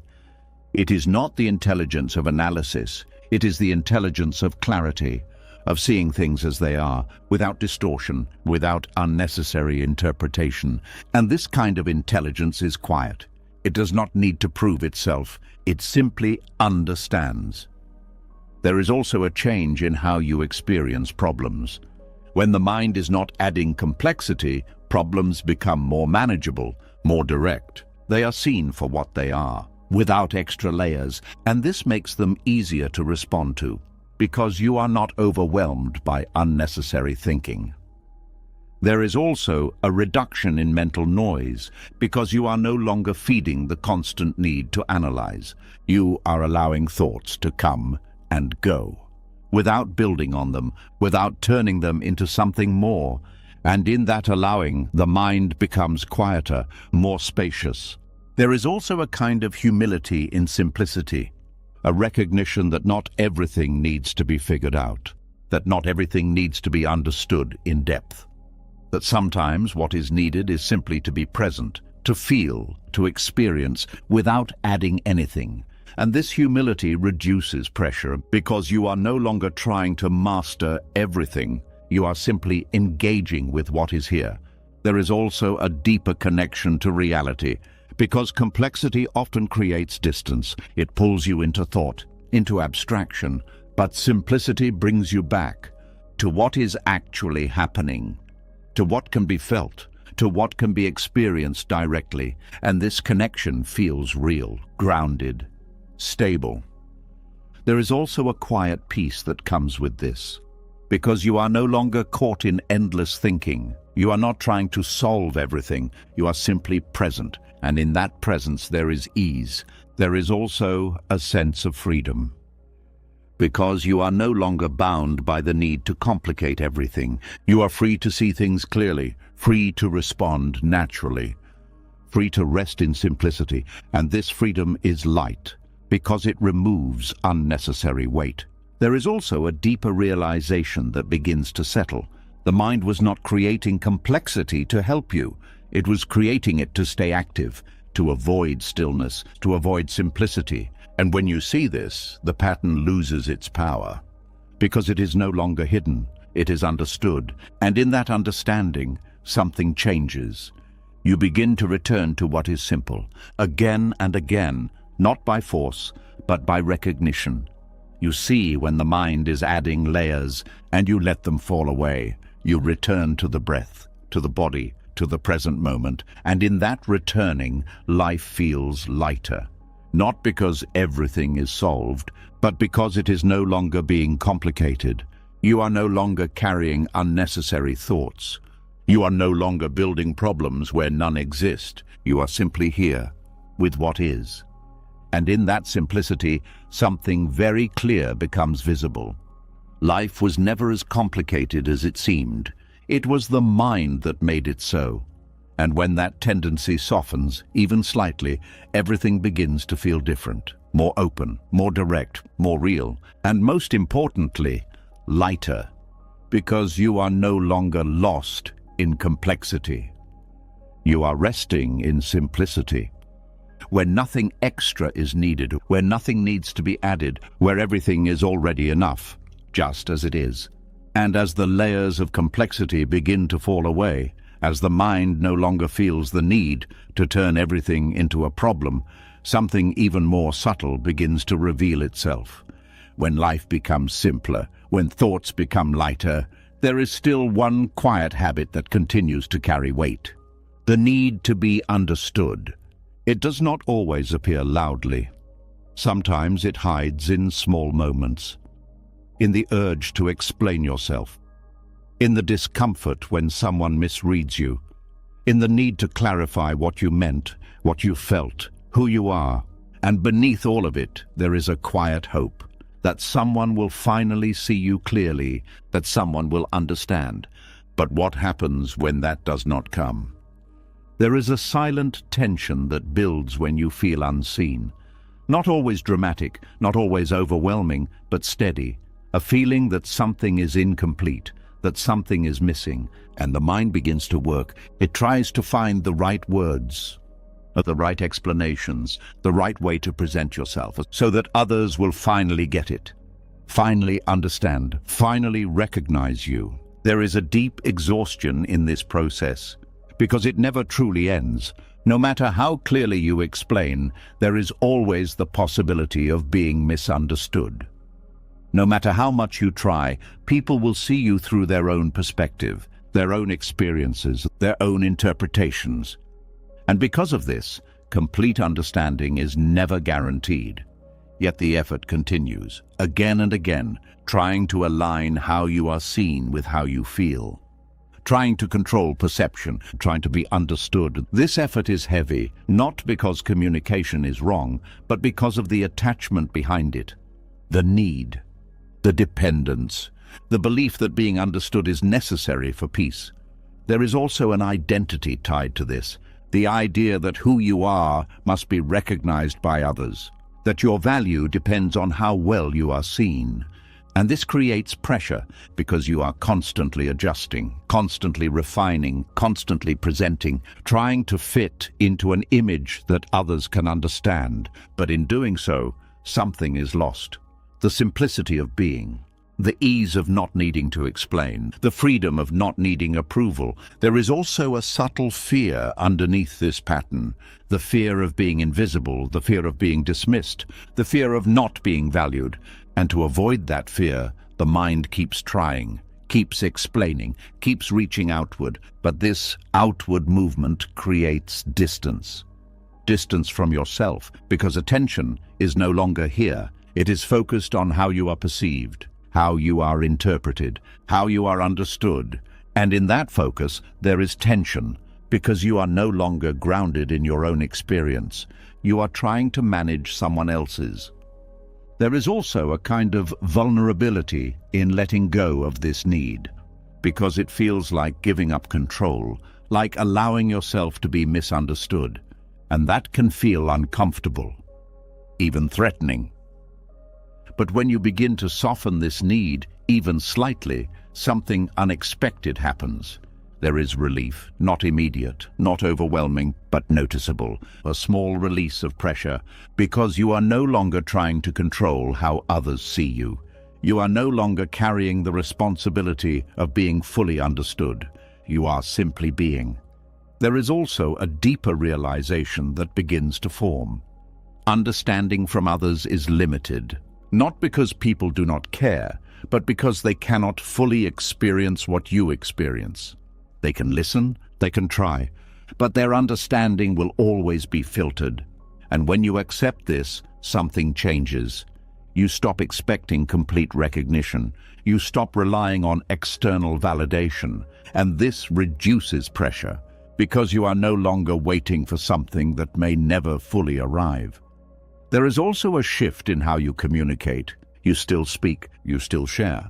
But there is less attachment, less need for a specific response, less pressure for others to fully understand.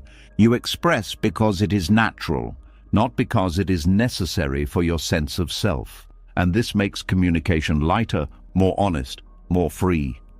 There is also a deeper connection to yourself, because when you stop seeking constant understanding from others, attention returns inward. You begin to listen to yourself, to feel your own experience, and to recognize your own truth without needing it to be confirmed. And this self-recognition is powerful because it is stable. It does not depend on external feedback. It does not fluctuate based on others' perceptions. It is simply there. There is also a quiet confidence that grows from this. Not the confidence of being recognized, but the confidence of knowing. knowing yourself, not through words, not through explanation, but through direct experience. And this confidence is steady, because it is not dependent, it is internal. There is also a release from the need to prove, because much of the effort to be understood is tied to proving something, proving your intentions, proving your worth, proving your perspective. But when that need softens, the effort fades. You are no longer trying to convince, you are simply present. And this presence is enough. There is also a kind of peace in allowing misunderstanding, not because it feels good, but because it no longer feels threatening. You understand that others will see things differently, and that is okay. It does not take anything away from your experience. It does not reduce your value. It simply reflects difference, and in accepting that difference, there is less tension. There is also a sense of freedom, because you are no longer shaping yourself to fit others' expectations. You are no longer adjusting constantly. You are simply being as you are. And this authenticity feels lighter because it does not require effort. It does not require maintenance. It is natural. There is also a deeper understanding that begins to settle. The need to be understood was never about others. It was about seeking certainty, seeking validation, seeking confirmation of your own experience. But when you return to yourself, when you are grounded in your own awareness, that need begins to fade. Because you are no longer looking outward for something you already have inwardly. There is also a change in how you experience relationships. When you are not dependent on being understood, you can engage more freely, more openly. Without pressure, you can listen without needing to be heard. You can share without needing to be validated. And this creates space for genuine connection, without expectation. There is also a quiet sense of completeness that begins to appear, not because everything is resolved, but because you are no longer seeking completion through others. You are not waiting to be seen. You are already here, aware, present, whole, and this sense of wholeness is light, because it does not require anything extra. There is also a deeper ease in silence, because you no longer feel the need to fill every gap with explanation. You can remain quiet, not out of avoidance, but out of peace. Because you are not trying to be understood, you are simply being. There is also a reduction in emotional strain, because you are no longer reacting to every misunderstanding. You are no longer taking it personally. You are allowing it. And in that allowance there is less conflict, less tension, less weight. There is also a gentle clarity that emerges. You begin to see that your experience is valid, regardless of whether it is understood by others. That your presence is enough without needing to be explained. That your being does not require recognition. And this clarity brings peace. There is also a quiet strength in this realization, because it allows you to stand in your own experience, without needing support, without needing confirmation, simply grounded, simply present. And this strength is not rigid, it is soft, flexible, open. There is also a deep sense of relief that continues to grow, because you are no longer carrying the weight of being seen. You are no longer trying to align every perception. You are no longer explaining yourself endlessly. You are simply here, as you are, and that is enough, more than enough. And as this understanding deepens, something very simple becomes clear. You do not need to be understood to be at peace. You do not need to be validated to be whole. You do not need to explain yourself to exist fully.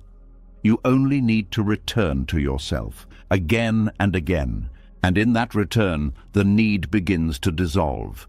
The tension begins to fade. The weight begins to lift. And what remains is a quiet, steady ease.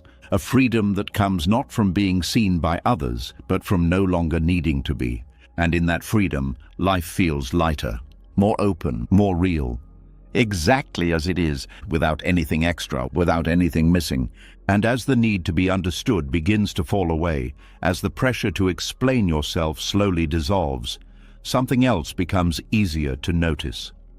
when you are no longer reaching outward for validation, when you are no longer carrying the weight of others' perceptions, your attention settles more deeply into your own experience.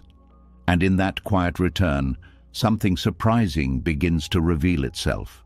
The weight you thought you were carrying may not be as solid as it feels.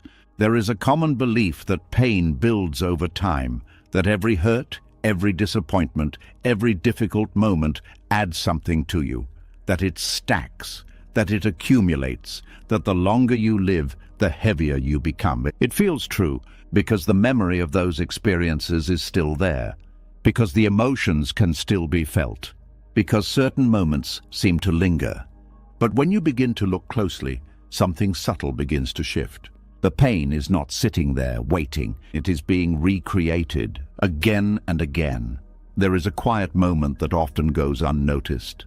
A moment where a memory appears, a thought about something that happened, a reminder of something painful, and almost instantly the body reacts. The emotion returns, the tension builds, and it feels as if the past is still alive. But what is actually happening is not the past itself. It is the remembering. The mind brings the moment back, and the body responds as if it is happening now. This creates the illusion that pain is stored, that it is accumulated, that it is always there. But in reality, what is happening is repetition, not storage. There is a difference between something being present and something being remembered. When something is present, it is happening now. When something is remembered, it is a thought, a reconstruction, a replay. And when that replay is believed, the body responds. The emotion returns. The experience feels real again. But without the remembering, without the replay, the pain is not active. It is not sitting somewhere inside you waiting. It is only present when it is brought into awareness through thought. This realization can feel strange at first, because it challenges a deeply held belief. The belief that you are carrying all your past pain with you at all times. But when you begin to observe your experience, something becomes clear. In moments where the mind is quiet, where attention is fully present, that accumulated weight is not there. There is no past. There is no replay. There is only this moment. And in that moment, there may be sensation, there may be feeling, but there is not the full story, not the full weight, because the story is what brings the weight. There is also a pattern in how this happens. Certain thoughts trigger certain emotions. Certain memories bring certain reactions. And over time, these patterns become familiar, automatic. The mind learns to associate certain things with certain feelings, and it repeats them again and again. This repetition creates the sense of accumulation, because it feels continuous, but it is not continuous, it is repeated. There is also a kind of identity built around this. The idea that this is my pain, that it belongs to you, that it defines you. And this identification strengthens the pattern, because it makes the memory more personal, more significant, more likely to be revisited. But when you begin to see that the pain is not constant, that it only appears when it is remembered, something shifts. There is space. Space between you and the experience. Space to observe rather than immediately react. And in that space, the intensity begins to change. There is also a difference between feeling and remembering. When something is felt directly, without story, it moves, it arises, it passes. But when it is tied to memory, when it is linked to a narrative, it stays, it loops, because the mind keeps returning to it. This is where the sense of accumulation comes from. Not from the feeling itself, but from the repeated engagement with it. There is also a kind of habit in this. The mind returns to certain memories because they are familiar, because they are known, even if they are painful, and this familiarity creates a loop. The more you revisit something, the more real it feels, the more it feels like it is always there. But when you begin to notice this habit, when you begin to see the moment where the memory arises, something changes. You can choose not to follow it, not by force, not by suppression, but by awareness. You see the thought, you recognize it as a thought, and you allow it to pass. And when it passes, the emotion softens, because it is no longer being fed. There is also a shift in how you relate to the past. Instead of seeing it as something you carry, you begin to see it as something that appears when remembered. And this reduces its weight because it is no longer constant. It is conditional. There is also a kind of freedom in this understanding, because it means you are not bound by your past in the way you thought. You are not carrying everything with you at all times. You are only experiencing what is present now, and what is present now can be different, lighter, simpler. There is also a deeper kind of healing that becomes possible, not by trying to fix the past, but by changing your relationship to it, by seeing it clearly, by not feeding it constantly, by allowing it to arise and pass without building on it. And in that allowing, the intensity reduces, gradually, naturally. There is also a sense of relief that comes with this, because you are no longer overwhelmed by the idea of accumulated pain. You are no longer carrying a lifetime of weight in every moment. You are simply here, with what is present, and that is manageable, that is workable. There is also a change in how you experience time, because when you are not constantly revisiting the past, the present becomes clearer, more spacious, less crowded, and in that space there is ease. There is also a deeper understanding that begins to settle. Pain itself is not the problem, it is natural. It arises and it passes. What creates suffering is the repetition, the holding, the constant remembering. And when that pattern softens even slightly, suffering reduces. There is also a kind of gentleness that develops, because you are no longer fighting your past. You are not trying to erase it. You are simply allowing it to be what it is, a memory, not a constant presence. And in that gentleness, there is peace. There is also a quiet strength in this realization, because it gives you space, space to choose, space to respond differently, space to not be pulled into every memory. And this space is powerful because it changes your experience, not by changing the past, but by changing how it appears in the present. There is also a deeper connection to the moment, because when you are not lost in memory, you are here, fully. And in that presence, there is clarity, there is lightness, there is life. There is also a gradual release, not sudden, not dramatic, but steady. As you stop feeding the past, it loses its intensity. It fades, not completely, but enough to feel the difference, enough to breathe more easily. There is also a quiet realization that continues to deepen. You were never carrying as much as you thought. You were remembering it again and again, and when that remembering softens, the weight lifts. Not because the past disappears, but because it is no longer being recreated constantly. And as this understanding settles, something very simple becomes clear. You are not your accumulated pain. You are the awareness in which it appears. And when you rest in that awareness, when you stay present, when you allow thoughts to come and go without holding on to them, something changes. The past loses its grip. The weight reduces, the heaviness fades, and what remains is this moment, simple, light, free from accumulation, free from repetition, just as it is. And in that simplicity, life begins to feel lighter again, not because nothing has happened, but because you are no longer carrying it all at once. You are here, now. And that is enough. And as the illusion of accumulated pain begins to dissolve, as you start to see that what once felt heavy is often being recreated through constant remembering, something else becomes easier to notice. When the past is no longer being carried in the same way, when the mind is not looping through the same memories again and again, there is more space. And in that space, another pattern becomes clear. The constant conversation within, the quiet arguing, the endless back and forth. There is a subtle tension that exists even when nothing is happening externally, a kind of internal noise that continues beneath the surface. It does not always appear as loud conflict. Sometimes it is quiet, almost unnoticed, but it is always there. A thought appears, another thought responds. One part of the mind says one thing, another part disagrees. And without realizing it, you are pulled into this conversation, trying to decide, trying to resolve, trying to reach some kind of agreement within yourself. There is a kind of exhaustion that comes from this. Not from action, but from inner negotiation, from constantly weighing options, constantly questioning, constantly going back and forth. Should I do this? Maybe I shouldn't. What if this goes wrong? But what if it works? This movement never settles, because there is always another angle, another possibility, another thought, and so the conversation continues, endlessly. There is also a sense of division in this, as if there are multiple parts of you pulling in different directions.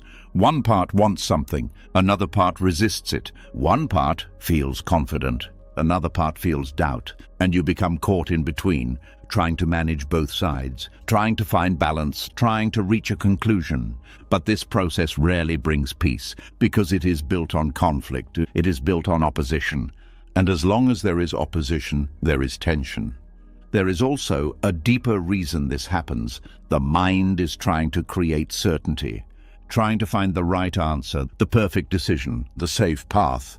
But life does not always offer that, and so the mind keeps searching, keeps negotiating, keeps trying to resolve what cannot be fully resolved. This creates a loop, because the more you try to settle it through thinking, the more thoughts arise. And the more thoughts arise, the more there is to resolve. There is also a fear underneath this pattern, the fear of making the wrong choice, the fear of uncertainty, the fear of not being in control. And to avoid that fear, the mind keeps analyzing, keeps debating, keeps trying to figure everything out.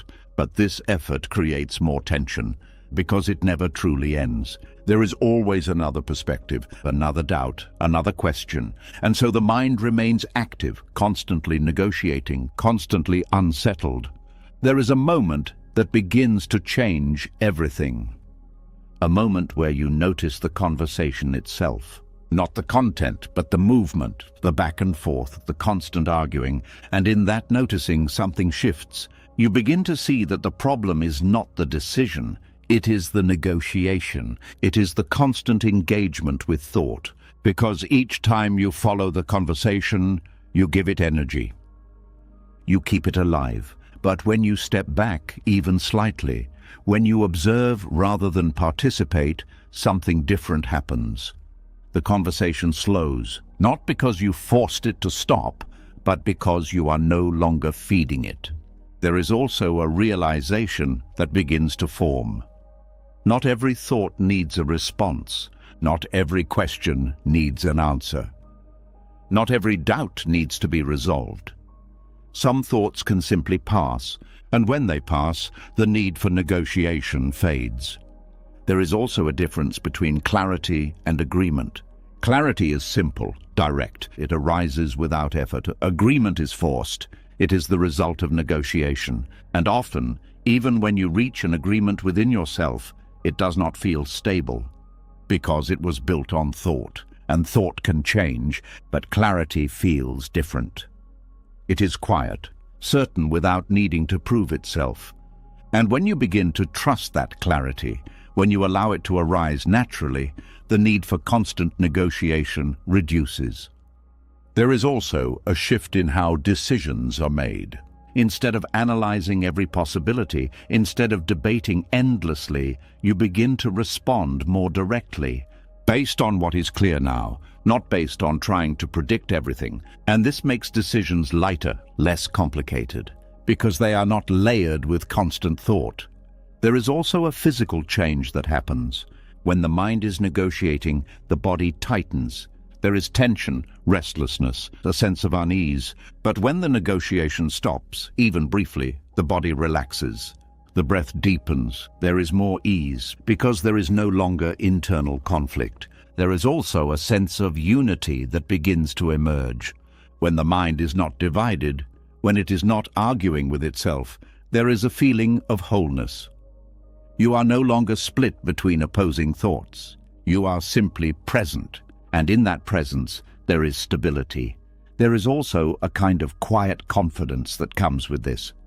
Not the confidence of having all the answers, but the confidence of not needing them. The confidence of being able to move without constant debate. And this confidence is steady, because it is not dependent on thought. It is rooted in presence. There is also a deeper understanding that begins to settle. The mind was never meant to solve everything. It was meant to be used when needed, but when it becomes constant, when it becomes the primary way of navigating life, it creates noise, it creates conflict, it creates tension. And when you begin to step out of that constant use, when you allow the mind to rest, something changes. There is space for clarity, space for peace. There is also a kind of freedom in not needing to resolve everything. Because you realize that not everything needs to be settled immediately. Some things can remain open, uncertain, and that is okay. This reduces urgency, reduces pressure, reduces the need for constant negotiation. There is also a shift in how you experience uncertainty. Instead of trying to eliminate it through thought, you begin to allow it, to be present with it, without needing to resolve it instantly. And in that allowance there is ease. There is also a deeper connection to action, because when you are not stuck in thought, you can act. Not impulsively, but naturally, based on what is needed now. And this action feels more aligned, more direct, because it is not filtered through endless debate. There is also a quiet stillness that becomes available, not because the mind is forced to be silent, but because it no longer needs to be active all the time. It rests naturally, and in that rest there is peace. There is also a sense of lightness, because you are no longer carrying the weight of constant thinking. You are not trying to solve everything. You are not caught in endless loops. You are simply here. There is also a deeper realization that begins to settle. The freedom you were seeking was not in finding the right answers. It was in stepping out of the constant need to search for them. It was in ending the inner negotiation. And as this realization deepens, something very simple becomes clear. You do not need to argue with yourself to live. You do not need to resolve every thought to move forward. You do not need to negotiate every possibility to be at peace. You only need to see the pattern and stop feeding it, again and again. And in that stopping, something shifts. The noise fades, the tension softens, the division disappears, and what remains is a quiet, steady presence. A sense of ease that was always there beneath the conversation, waiting, unmoving, uncomplicated, and as you rest in that presence, life begins to feel different, lighter, simpler, more direct. Because you are no longer divided within yourself. You are whole without needing to force it, without needing to think your way into it, just naturally, as you have always been beneath the noise. And in that wholeness there is freedom. A freedom that does not come from solving the mind, but from no longer being controlled by it. A freedom that feels like rest, like silence, like coming home. And as the inner negotiation begins to fade, as the constant arguing within the mind slowly comes to an end, something very quiet starts to become noticeable. When the back and forth softens, when the need to resolve every thought is no longer driving your attention, there is a subtle shift. Not into more thinking, but into something you may have been overlooking all along, the silence between thoughts. It is easy to miss because the mind is used to movement, used to filling every moment, used to continuing the next thought before the last one has even finished. But when that movement slows, even slightly, something appears.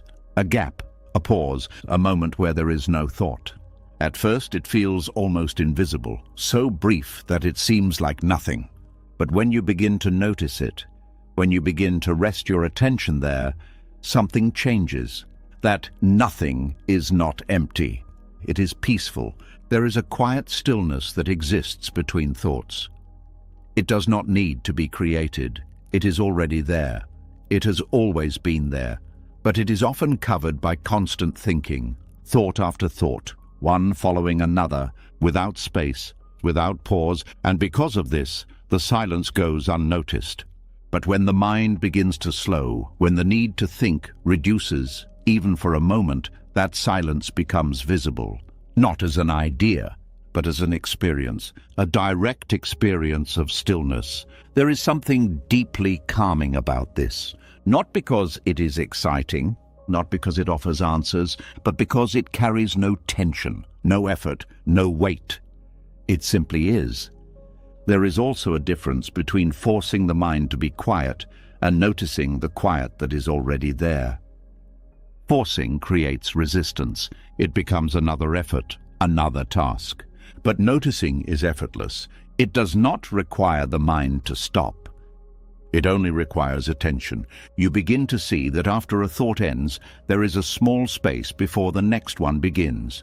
And in that space, there is no problem, no story, no identity, just awareness. There is also a shift in how you experience thoughts themselves. Instead of being pulled into every thought, you begin to see them as movements. They arise, they pass, and between them there is space. This changes your relationship with thinking. You are no longer fully immersed, you are observing. You are aware of the movement but not controlled by it. There is also a kind of relief in this, because you realize that peace is not something you need to find in the future. It is already present, in the gaps, in the pauses, in the moments where the mind is not active. There is also a subtle fear that can arise when this space becomes noticeable, a feeling of unfamiliarity, because the mind is used to noise, used to activity, used to filling every moment, and silence can feel strange, even uncomfortable. But when you stay with it, when you allow it without trying to change it, that discomfort begins to fade, and what remains is calm. There is also a deeper sense of presence in these gaps, because without thought, you are not in the past. You are not in the future. You are here, fully, and this presence feels different, more real, more immediate. There is also a physical aspect to this experience. The body relaxes, the breath deepens, there is less tension, because there is no internal movement creating pressure. It is simply still. And that stillness is felt, not just mentally, but physically. There is also a kind of clarity that emerges from silence. Not the clarity of answers, but the clarity of seeing. Without thought, perception becomes direct. You see what is in front of you, you feel what is in your body, without interpretation, without distortion. And this clarity is simple. It does not need explanation. There is also a shift in how you respond to life. When you are connected to the space between thoughts, reactions slow down. There is a pause, a moment where you can respond rather than react. And this changes everything, because you are no longer acting from automatic patterns. You are acting from awareness. There is also a sense of continuity in this silence, because it is always there. Even when thoughts are active, it is not something that appears and disappears. It is something that is always present, but often unnoticed. And when you begin to notice it more often, it becomes more accessible, more familiar. There is also a deeper realization that begins to form. Thoughts are not constant. They only seem constant because attention is always on them. But when attention shifts, when it rests in the gaps, the continuity breaks. You see that there are moments of stillness, moments of silence, and those moments are not lacking. They are full of presence, full of awareness. There is also a kind of freedom in this discovery, because you are no longer dependent on thought for your sense of being. You are not defined by the content of your mind. You are aware of it, and in that awareness there is space. There is also a reduction in mental fatigue, because you are not constantly engaged. You are not following every thought. You are allowing them to pass and resting in the spaces between them. This reduces effort, reduces strain. There is also a gentle sense of rest that comes with this. Not sleep, but a quiet resting. A stillness that does not require anything. And in that rest, there is renewal. There is also a deeper connection to the present moment. Because without thought, There is nothing pulling you away. You are here, fully engaged, fully aware, and this makes life feel more vivid, more real. There is also a subtle shift in identity. You are no longer the thinker, you are the awareness in which thoughts appear. And this shift is profound because it changes how you relate to everything. You are no longer inside the noise, you are aware of it. There is also a quiet confidence that grows from this, because you begin to trust the silence. You begin to see that you do not need constant thinking to function, that you can move through life from a place of stillness. And this confidence is calm, not forced. There is also a deeper peace that becomes available. Not because thoughts disappear completely, but because they no longer dominate your experience. They come, they go, and you remain in the silence, in the space. There is also a sense of returning to something that was always there. Something that did not need to be created, only noticed. And in that returning there is familiarity, a quiet recognition. There is also a gradual deepening. The more you notice the space between thoughts, the more natural it becomes. The more you rest in it, the more it becomes your baseline, not the exception. And in that shift, life begins to feel different, lighter, less crowded, more open. There is also a realization that continues to unfold. Peace was never hidden, it was simply overlooked, covered by constant thinking. But when the thinking slows, when the gaps become visible, peace reveals itself, naturally, effortlessly. There is also a sense of simplicity in this, because it does not require complex understanding and it does not require effort. It only requires noticing, being aware of what is already there. There is also a quiet joy in this discovery, not excitement, not intensity, but a steady, gentle joy. That comes from being present, from being still, from being aware. And as this awareness deepens, something very simple becomes clear. You do not need to stop your thoughts to find peace. You only need to notice the space between them, because in that space there is no conflict, no tension, no weight. There is only silence, and in that silence there is everything you have been looking for. Not as an idea, but as a direct experience, here now, always available, waiting quietly for your attention. And when you rest there, even briefly, something shifts. The mind softens, the body relaxes, the weight lifts, and you find yourself in a place that feels both new and familiar. A place that was never created, only discovered, the space between thoughts, where peace has always been. And as the silence between thoughts becomes more familiar, as you begin to rest more often in that quiet space where nothing needs to be added, something else starts to fade without effort. When the mind is no longer constantly active, when it is no longer searching, comparing, or reacting as quickly, a certain habit begins to lose its strength. The habit of measuring. It becomes easier to see how often the mind looks outward, how quickly it moves from simple awareness into comparison, how naturally it begins to place one thing against another. And as that becomes visible, something begins to loosen. Because comparison cannot survive in silence. It needs thought, it needs judgment, it needs a constant movement away from what is here.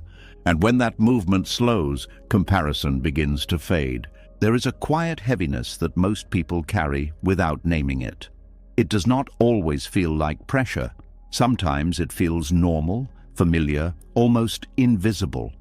But it is there in the background of many thoughts. A subtle measuring, where you stand, what you have, and how you are doing.